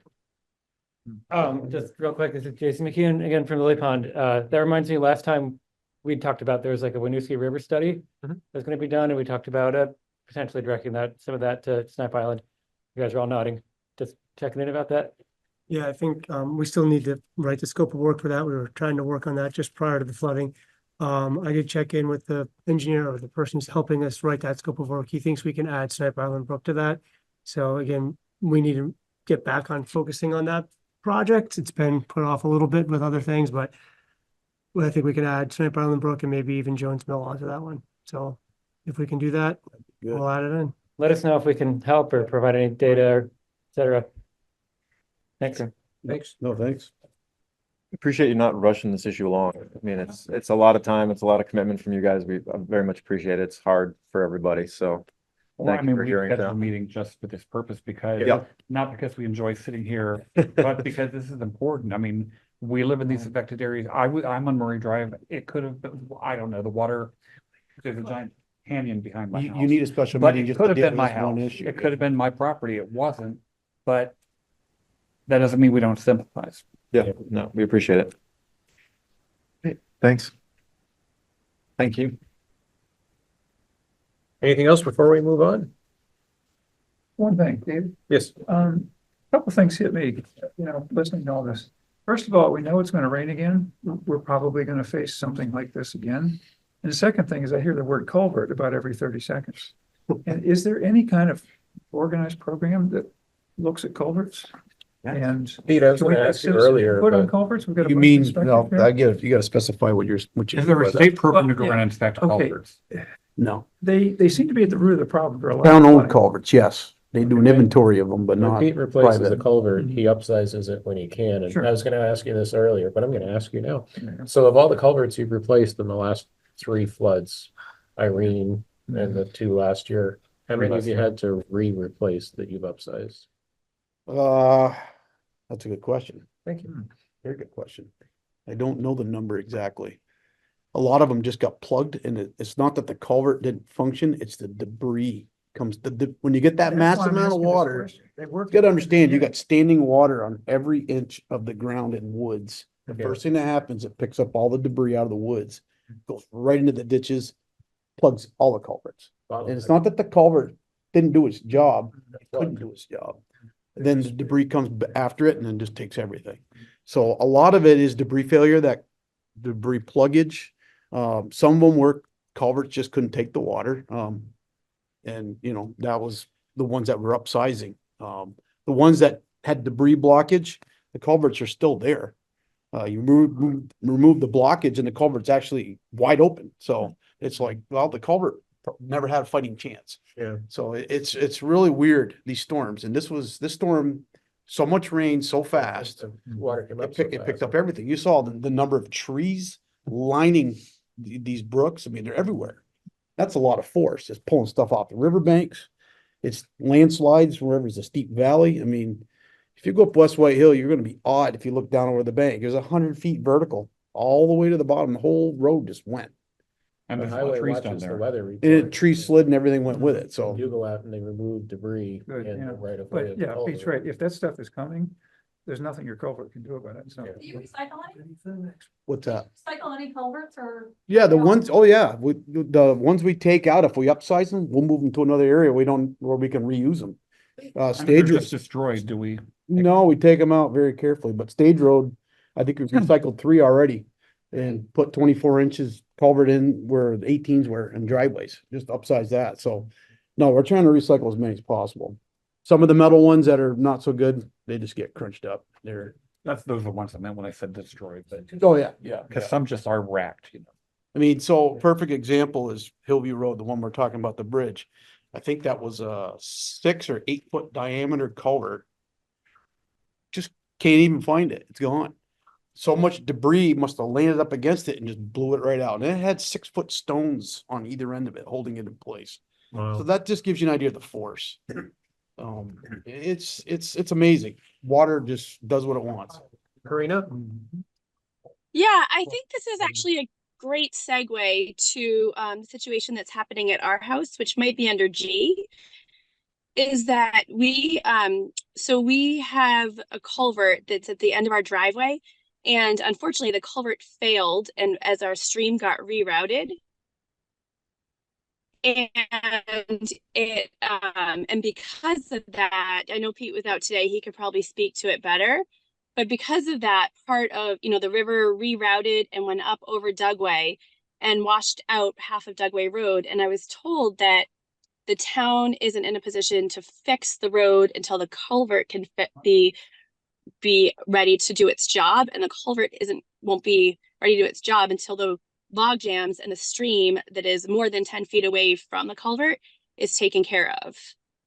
And so Ed and I are requesting a partnership in trying to get that work done, because it's more than, it's going to take a lot more than we are in a position to do, and it directly affects that town being able to do the work that's needed on the road. Yeah, so I met with her this morning, and the brook jumped and made a whole new path, and it's going through the woods, and now it's not coming into our culvert straight on anymore. It's coming in, 20 feet away from it, and is zigzagging and coming back onto the Dugway Road. We're gonna put the road back together. I don't know whoever told you we weren't gonna do the road without fixing it. We're gonna do that. We're gonna open that right away up as much as possible. And just hope that we don't get massive flows that overtop the road again. But the upstream damage by your house is very significant. If she's got a gravel bar, it's probably got 100 cubic yards of 12-inch stone, and it pushed the whole river a whole different direction, the whole brook. This is the same channel that came out of Hillview. I took those 2 culverts out. So, you said you had Chris Brunel up there, right, Karina? And you have an imminent threat to your property and your septic. We do. So, yeah. And so we have a couple things going on. We've got the part that's behind our house, which is the imminent threat to our property. And that we are considering, that's the one where we're like, do we wait for this EWP? But Chris Brunel was basically like, you don't wait, you need to do something, because your house, the next rain, it could be, all that loose gravel could now come straight into your house.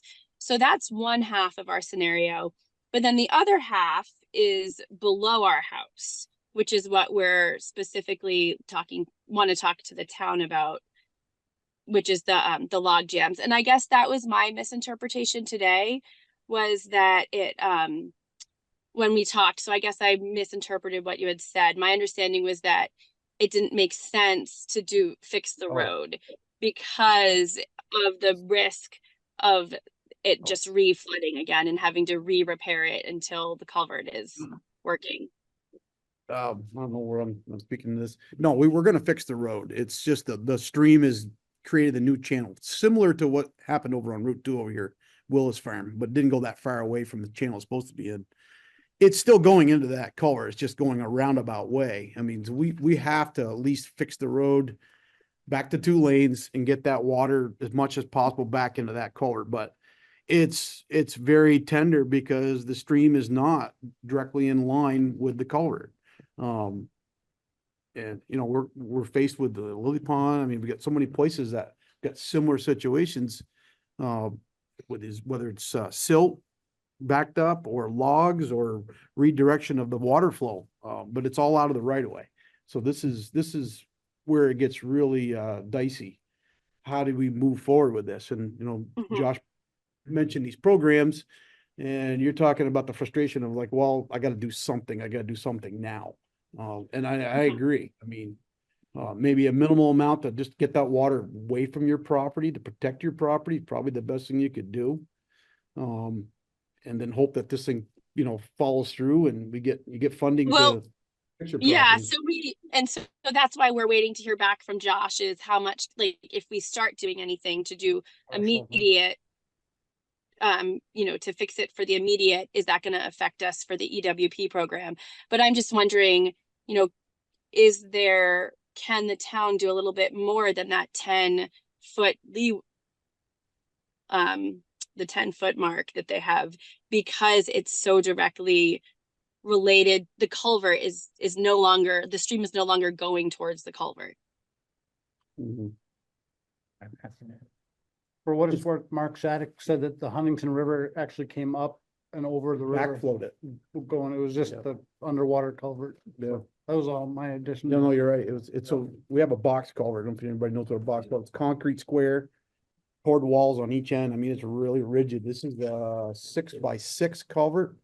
The Huntington River backed up so high that it backflowed through this, and the water coming down around Akrina's place rammed into it. And when it did, it just pushed all the gravel to a whole new area and diverted it and made a whole new route through trees on their land, and left a massive pile of logs forcing it away from their house around a bunch of other trees, but close to their septic system. They got a lot of cleanup to do there just to even get the stream back in its channel, but it's just way out of the right of way. So we got a double impact there. They're getting impacted. The town's right of way is impacted from it. And this is the stuff we're going to be dealing with for months. How do we deal with this? How quickly do we move on it? Where's the money coming from? What should we be doing as a town? Are we really responsible for it? So, we tried to address it best we could tonight. And I think, you got to do something to protect your property at your expense, in my opinion, immediately, the minimal amount. Getting a berm in there as fast as possible. Yeah, because I mean, if, last thing you want is losing, flooding your basement right out, blowing it out, and then taking your septic and well and everything, then your house is inhabitable. And we are fully ready. I mean, we've been in touch with Chris Burnell, like I said. We've been in touch with many people. We've had multiple excavator companies come out and talk to us. So we're ready to, we are wanting to do that. But I'm just wondering, instead of, if we're going to be like piecemealing, do we just do it up until the log jam? They go, do we stop at a certain point, or is it somehow can it be coordinated with the work that the town will do based on the culvert? Right now, the only part we can commit to is our right of way. That's it. So we will clean all around that box culvert, try to divert it into it within that right of way best as possible, even though it's 30 feet away from it. We'll carve out that right of way area to, get some more depth to make it go into that culvert. But until that stream can be straightened back out, it won't directly flow into it. It'll flow in a roundabout way. We'll put the road back. Am I hearing that the town is not willing or able to work on helping to get this stream straightened out and to get the log jam? On private property. Okay, So this so is if the same we only, conversation we had a few minutes ago or earlier tonight about other parts of town where the town has the authority and funding to work in the right of way, but not outside the right of way. And that's why we're going down this path of the emergency watershed program to deal with funding and addressing outside of it. So it just seems like we are going to do what we need to do to protect our house, and that is where our initial funding is going to go. So it seems like our road is then at continual risk, and so then therefore the town might unfortunately have to just keep coming out if the keep coming out. Dugway Road you're talking about, right? Yeah. Yep. Karina, but if the EWP funds come through, then perhaps there could be a communal kind of approach where we, Yes. in the time that it takes, which I read somewhere it takes 6 to 12 months. And so originally, I think that people were talking about, oh, it might be 1 to 2, but I read that, I think I read it on the program site because I went pretty deep down the rabbit hole of that program, and it made it sound like it's 6 to 12 months before the work may be completed. So I'm just putting that out there for everybody who is in the same situation. That, unfortunately, Red tape part of things. Yeah. I don't like it. There's, I can't work with it I know. because I gotta put the right of way together as fast as possible. yeah. November 30th comes and it starts snowing, you know, we got the next challenge. So, I mean, and I'm talking from the town's perspective, but, and we got a massive task ahead of us, just the town does with the town way, but, and you do too. I mean, we all do. So protect your property is the best thing I can say. Invest a little bit of money, do the best you can to protect your property. If the water comes up and takes out the Dugway Road because it rerouted it, it's our problem, I guess, at this point, because you're doing what you have to do and we're doing what we're obligated to do. Okay. Okay. I mean, I hear that. Tyler? Just to reiterate though, I think if there's one thing, like if you need to put up a temporary berm or sandbags or whatever to keep water from getting into your house, you know, go for it. I think the issue is, and again, I'm gonna have to spend some time this week chewing on this, is let's say if you hired your contractor to go in there and dig it out, sounds like Chris already signed off on that. Technically, He did, yeah.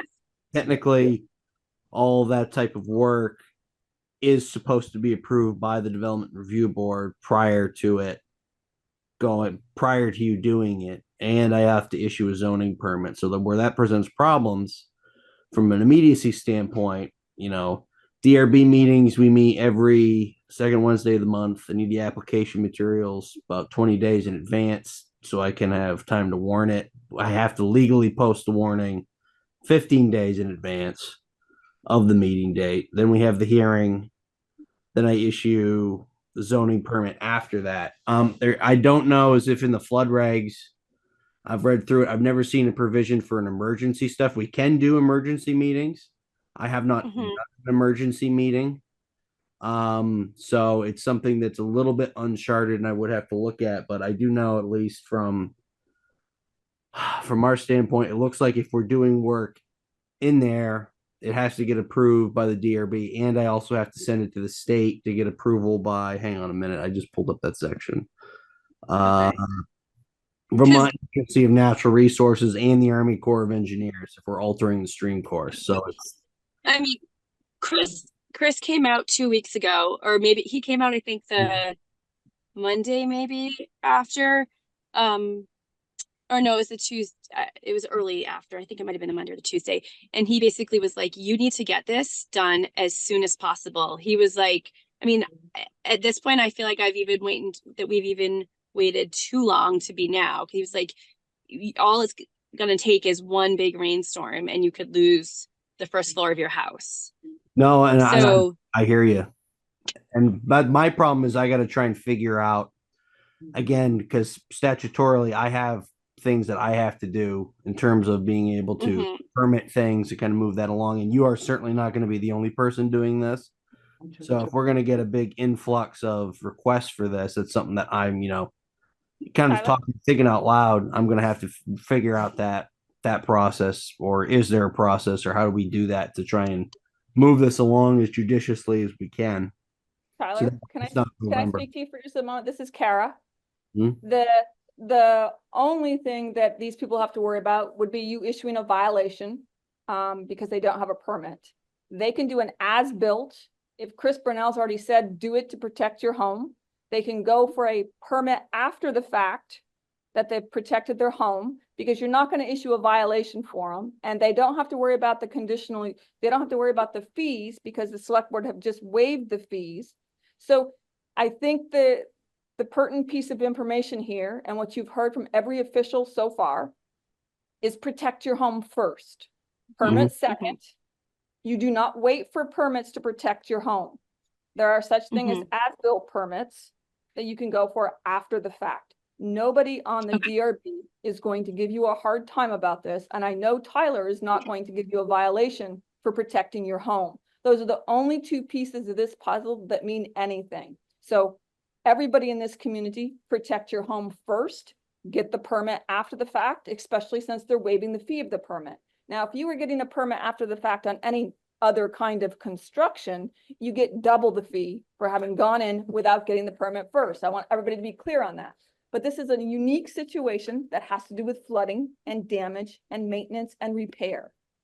So if it's not in the floodplain regulations, it will be in the future. I will push the planning commission to allow Tyler to issue permits and not have to go in front of a DRB to get permits to repair damage from flooding, period, if it's to protect the home.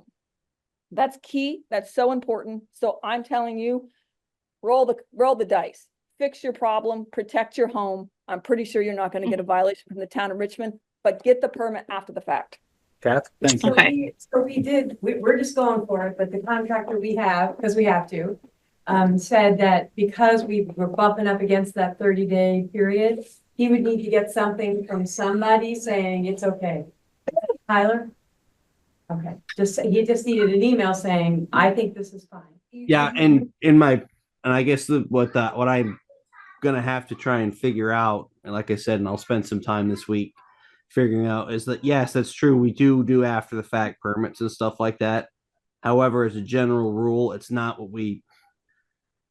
practiced like they say to like you go do it, then go back to the DRB to get it approved, right? After the fact is, there's a mistake that happens or there's a problem, right? Using it as a vehicle, right, to try and fix this stuff isn't necessarily ideal. If that's what I have to work with, I guess it's what I have to work with, but I just need to try and figure that out, or whether or not it's a question of I just need to, whether we start looking at scheduling emergency meetings, or if we know we have, okay, there's like 15 people that want to get this, or however many people that want to get this done. And then we just, because the DRB can warn, they can warn a special meeting. So like I said, if we had to go that route, what we could try and do is batch them up and get everybody queued up in kind of one go and just try and get as many of them done in one shot. I mean, it's one of those procedural things, but I just don't want to get hung up because I am supposed to reach out to the state in advance also of getting this. It sounds like it shouldn't be a problem, but it's one of those things. I don't want it to turn around, then all of a sudden it is a problem for somebody that they didn't get a local permit to do something. Now they're on the hook for paying the full cost for something. I'm not an expert on what the state requirements are on that. So I just don't want to rush something that then turns around and bites somebody just because, we were trying to do something right and help somebody out, and then it then doesn't end up working out. So that's just my concern with it.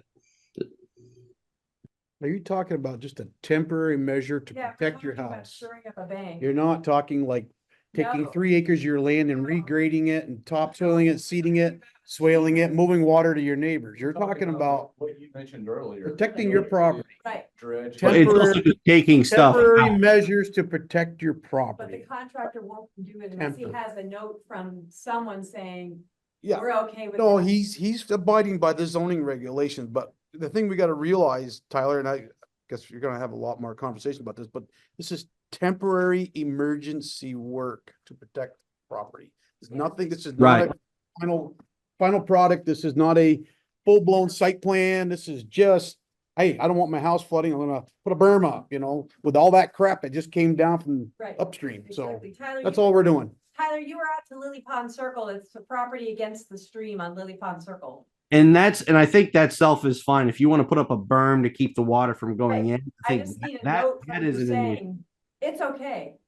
Yeah, for the the issue contract. So would be is if we're talking about, and again, I'm not trying to conflate the two things, as paying somebody to go in, and I know that gravel bar that Karina's talking about was at her property there. I mean, it is substantial. I mean, to move that, you would need pretty heavy machinery, and you'd be removing a lot of material out of there. And I think that's different than somebody putting up a berm or sandbags or whatever it is along the riverbank to just direct the water away from their house. I have zero issue with that. That's pretty clear with you could do that. The issue is going in and doing that, which is what we were just talking about, of removing those gravel bars. I don't have a vehicle, I think, to do that quickly, which is the problem, right? So if we don't, and somebody's trying to hire somebody to go in there and do it, what I don't want to have happen is, let's say the state or whatever comes back, they're trying to get reimbursed, and come to find out it's like, oh no, you needed to get a local permit or whatever before you could have this guy do it. You didn't get it. Now you're on the hook for paying for it. One of those sorts of things, right? I'm trying to avoid getting. Yeah. So I think it comes down to, again, that like phased plan of doing, like we said, the immediate, like, this is what we're doing immediately to save our house, versus then the next step of like what we would like to do to make the house look nice again, versus that like we're trying to save our house. Julie, go ahead. Hi there. I just wanted to add a comment. Maybe this is, I don't know. I'm actually reading through, we have a permit to fortify the banks of Johnny Brook along our road. And nowhere does it say I need to talk to the town. Chris Brunel issued me the permit.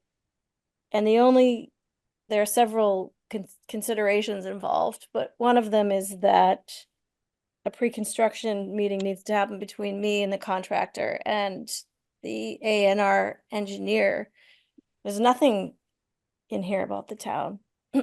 Just wanted to mention that. And absolutely, and that very well may be the case, but this is what kind of a classic problem of the silos that we have in state government, right? In the way our government works. Just because you have a state permit doesn't mean you have a local permit, and vice versa. Just because you have a local permit doesn't mean you have a state permit.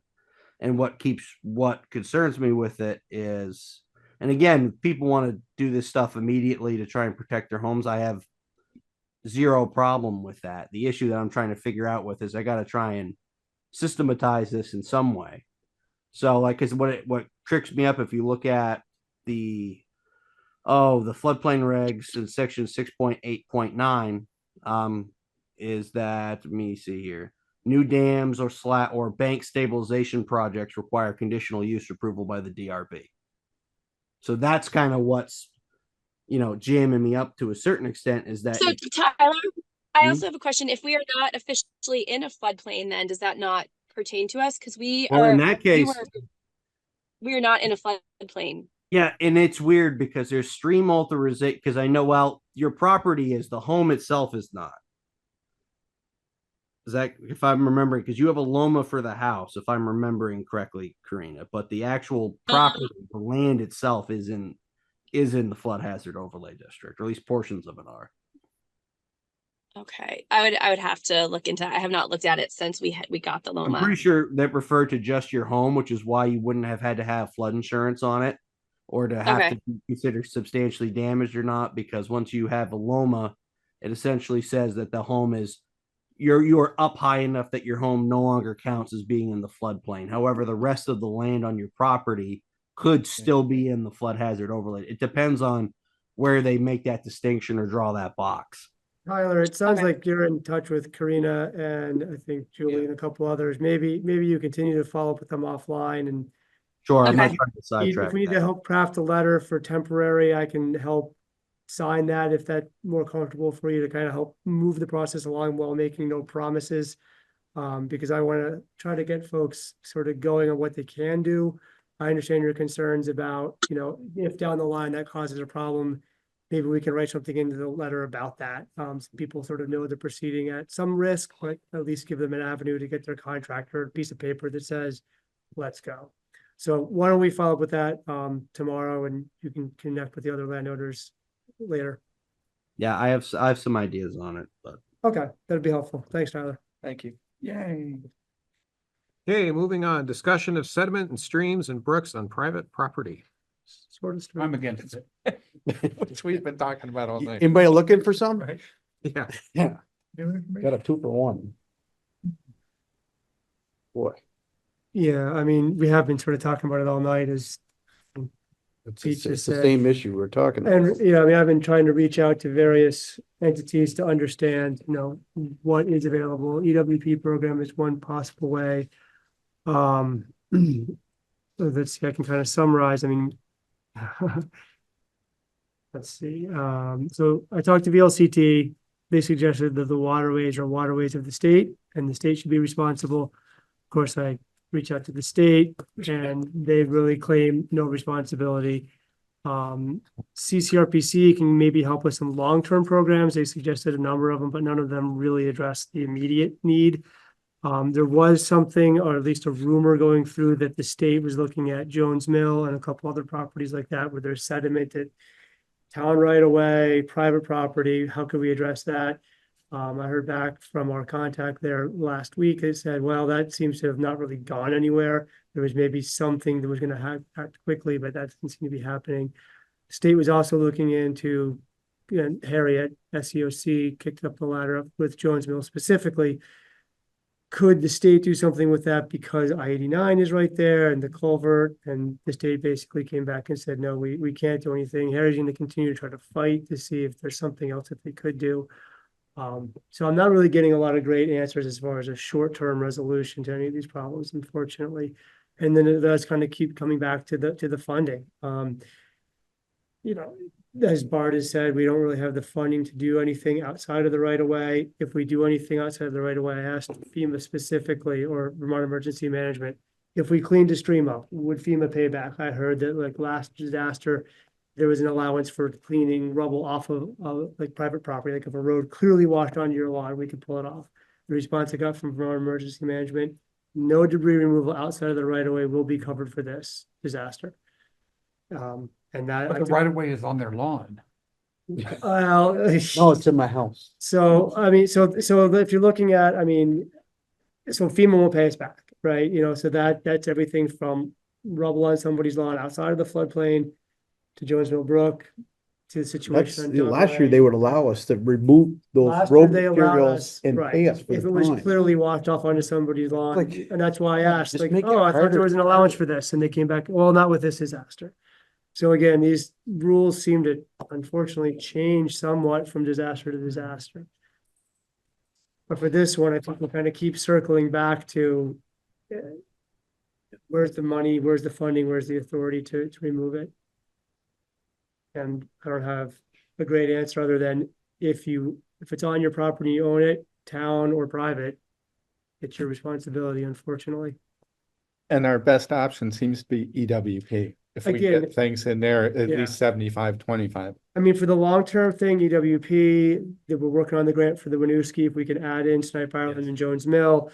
CCRPC suggested a couple of others. Again, these are all more like long-term projects. Like 2 to 5 years, they could look. Some of those, yeah, I mean, EWP is lightning fast compared to some of these other projects for sure. And lightning fast is probably 6 months, which in state terms is fast, but in flooding river terms is extremely slow. Okay, discussion of financial aid options and assistance for private property owners. So I'll share a screen. I did put a nice sheet that VLCT shared on the website. Find the website here again. Okay. Nope, sorry. Too many alerts. Got to click on the right one. All right. So Vermont League of Cities and Towns created a good list that goes through a number of options. Let me make that bigger. So they talk about an emergency watershed program, which we've talked about a lot tonight. They talked about FEMA assistance for individuals. We've also talked a bit about that tonight. Again, if it's declared for individual assistance, there'll be a process to follow to report. I did have guidance that they wouldn't cover anything unless they actually came out and inspected it. In the emergency management meeting today, they actually had a contact from FEMA sort of like being emailed with, and they said, absolutely fix everything, document everything. And then if individual assistance becomes available, Then give that all to FEMA. they It can do doesn't that. guarantee they'll fund it. It doesn't guarantee if they fund it, they'll fund all of it. Almost guarantee you they're not going to fund all of it. But do what you need to do, get your private road or driveway fixed, document it, and then submit it to FEMA if that does get declared. The SBA can help in some cases. I think if you've got a private road with a homeowners association, they might be able to help. I would suggest anybody reach out to them, just try all of these funding sources. And get told no until, keep asking until you get told yes. The Vermont Realtors Disaster Relief Fund is one I don't know a ton about, but I would suggest anybody that has expenses, reach out to them and see what their program is and see if they can help you. The Vermont Disaster Recovery Fund is also another fund, as I say, it's a fund of last resort. Again, I haven't vetted a ton of these, but they come from VLCT, so they're good sources and good programs to reach out to see if they're a fit for your particular instance. Yeah. And if I find any more, I will continue to post on the page and try to get. I think the O'Neill Drive thing, I think going after the utility companies. Yeah. Definitely doesn't hurt to start with those. That's a unique For sort of help. opportunity. Yeah, that's awesome. I mean, I'm sure they're obligated to do something there, Yeah. even split cost, but I mean, There's a reason why you're seeing more helicopters around now. They're trying to avoid the road. yeah. Well, I'm not joking. no, you're probably right. Some days you're like, am I in MASH? 'Cause it's like. Well, they fly, I got the same line behind my house there, yeah, but we're all rock cliffs behind us, so they Yeah. can't even, they don't have That's a route interesting. up in there. Didn't somebody fall off the helicopter near your house? Didn't somebody fall off the helicopter near your house? Pizza. Never saw that. Question about Oh, a different look at type it. of area. Go ahead. They didn't hear me yell. So this is not a stream jumping out of its banks, but we're wondering about the Millet Street situation. Which is, I don't really understand it, but I believe that there's a stream that goes under Brown's Trace and comes down the hill. And then it disappears into town stormwater infrastructure. So I can explain this one, I think, Valley View, you know where Valley View Road is? It's a private Yeah, road. yeah. There's a little mountain up there. It's called a Pinnacle. It's actually the backside of the Andrews Forest. It goes up to, so anyway, Valley View Extension. It's a big watershed area. There's a couple private roads, all Valley View Extension and another little piece. It all sheds into this valley and it comes down just below the school, with the Irish property, crosses under I-89, picks up water from I-89, crosses northbound and southbound lane, dumps down into Jericho Road, crosses under Jericho Road, goes all the way down to Tilden Avenue. At that point, it goes underground all the way through Millette Street, US Route 2, the railroad right away, Dan Noy's lumber yard. It doesn't daylight till it gets out to Richmond Rescue. And it goes through a series of new pipe upstream to old clay pipe under the railroad right away into an old 150-year-old stone box system in the lumber yard. So all these obstructions and changes in pipe sizes, and then when you put this kind of water to it, things explode. So it overtops. It's been overtopping. Bard lives down the road. He can tell you better than I can, but it's just so much underground, it can't take it all. And I talked to our engineer today about this, about going up to the I-89 right away because of that new bridge you're putting in by the fire station. They just put in a brand new culvert, a big one that crosses under Route 2. And that's all downhill. I'm wondering if some of that water can be diverted directly down to that and taken straight to the Winooski and taken away from the village. Again, working with the state, but Further upstream. Yeah. further upstream, break the water up so we don't get all of it in one spot. And that'll really help our, if we can reduce it by 50%, I mean, the system in the ground will probably take it, but no guarantees. How do you remember? We're in a funny circumstance. I just not been here very too funny, long. where I We should've just retired a bought long the time. Farm Bureau building. And you get it right across the other side. And now it comes up during those, it shoots straight up in the air. And it goes, oh, we're gonna do work to the building, obviously to do what we can, but it just fills the basement. Last year it filled to 8 feet. We were told before we bought it that work had been done, construction had been done, so that it would not happen to that degree.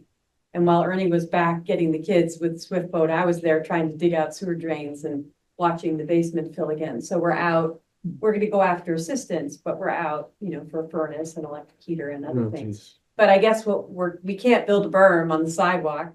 No.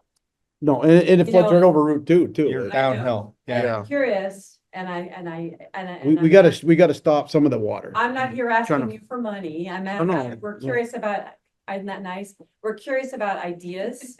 Thank You you. know, we don't know who to talk to, you know, it's sort of, I remember standing there with a shovel going, this is ridiculous. Well, Fell in a big when you hole. deal with these problems, as many times I have, start thinking about where's the source? Right. And if the source is in a federal highway, some of it, just because it crosses a town road, it's the town's problem, right? No, it's not always the case, but. I think that, it's But just that this we're would sort be of nice working if with you. I-89 is definitely well equipped enough with 10-foot, 20-foot wide ditches that could easily take, I think, Yeah. some of this runoff. I don't know without getting out there and looking, but I talked to our town engineer about it today. And actually he's actually just engineered a stormwater project on Tilden Avenue that ties into that same system. Cause I saw them over there working the other day and I guess. We literally 2 weeks before we closed down. Yeah. So both of our places. were Yes. down. Yeah, have you ever gone out to the Route 2 and looked in that catch basin? There's two of them there, but the one closer, I guess it would be as you head out of town. It's Drop down. it's 12 feet deep. That's how deep that system is that they put in. They had to bore it through, and that's coming up out of the ground. It just gives you an idea of Like the this high force and of this water. big. It's just, it's, I think it's 3-foot diameter culvert. It's big.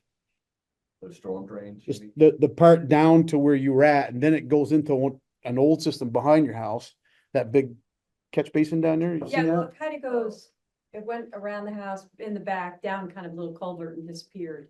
Yeah, and then on the railroad course, you Yeah. know, they're so easy to work with. It goes through a little clay tile this big around. And you can't touch the railroad. Yeah. So anyways, you can I don't know if there's somebody who, we don't know what to do. try to break the water source up a little bit if possible. That's And that's step out one. of our. That's way up out That's of the, upstream. way yeah. upstream, yeah. Yeah. My observation is by the time the water gets there, there's so much that's collected and you are near the flat spot You're right at the there. bottom of a big slope. You're not gonna let us build a huge like flood barrier in front of the building? Tyler, he'll give you a permit right now Yeah, for it. go ahead and do it and then ask Just for kidding, permits. Tyler.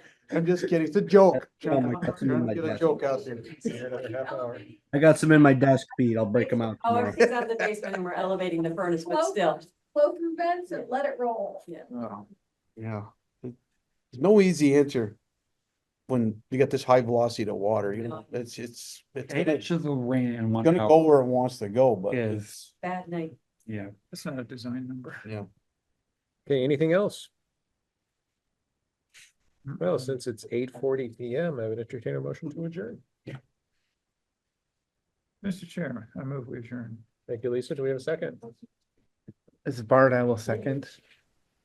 All in favor of adjournment, please identify yourself and signify your vote. Jay, I. Bart, I. Lisa, aye. Yeah, thanks. David, I. We're adjourned. I'm not saying no, but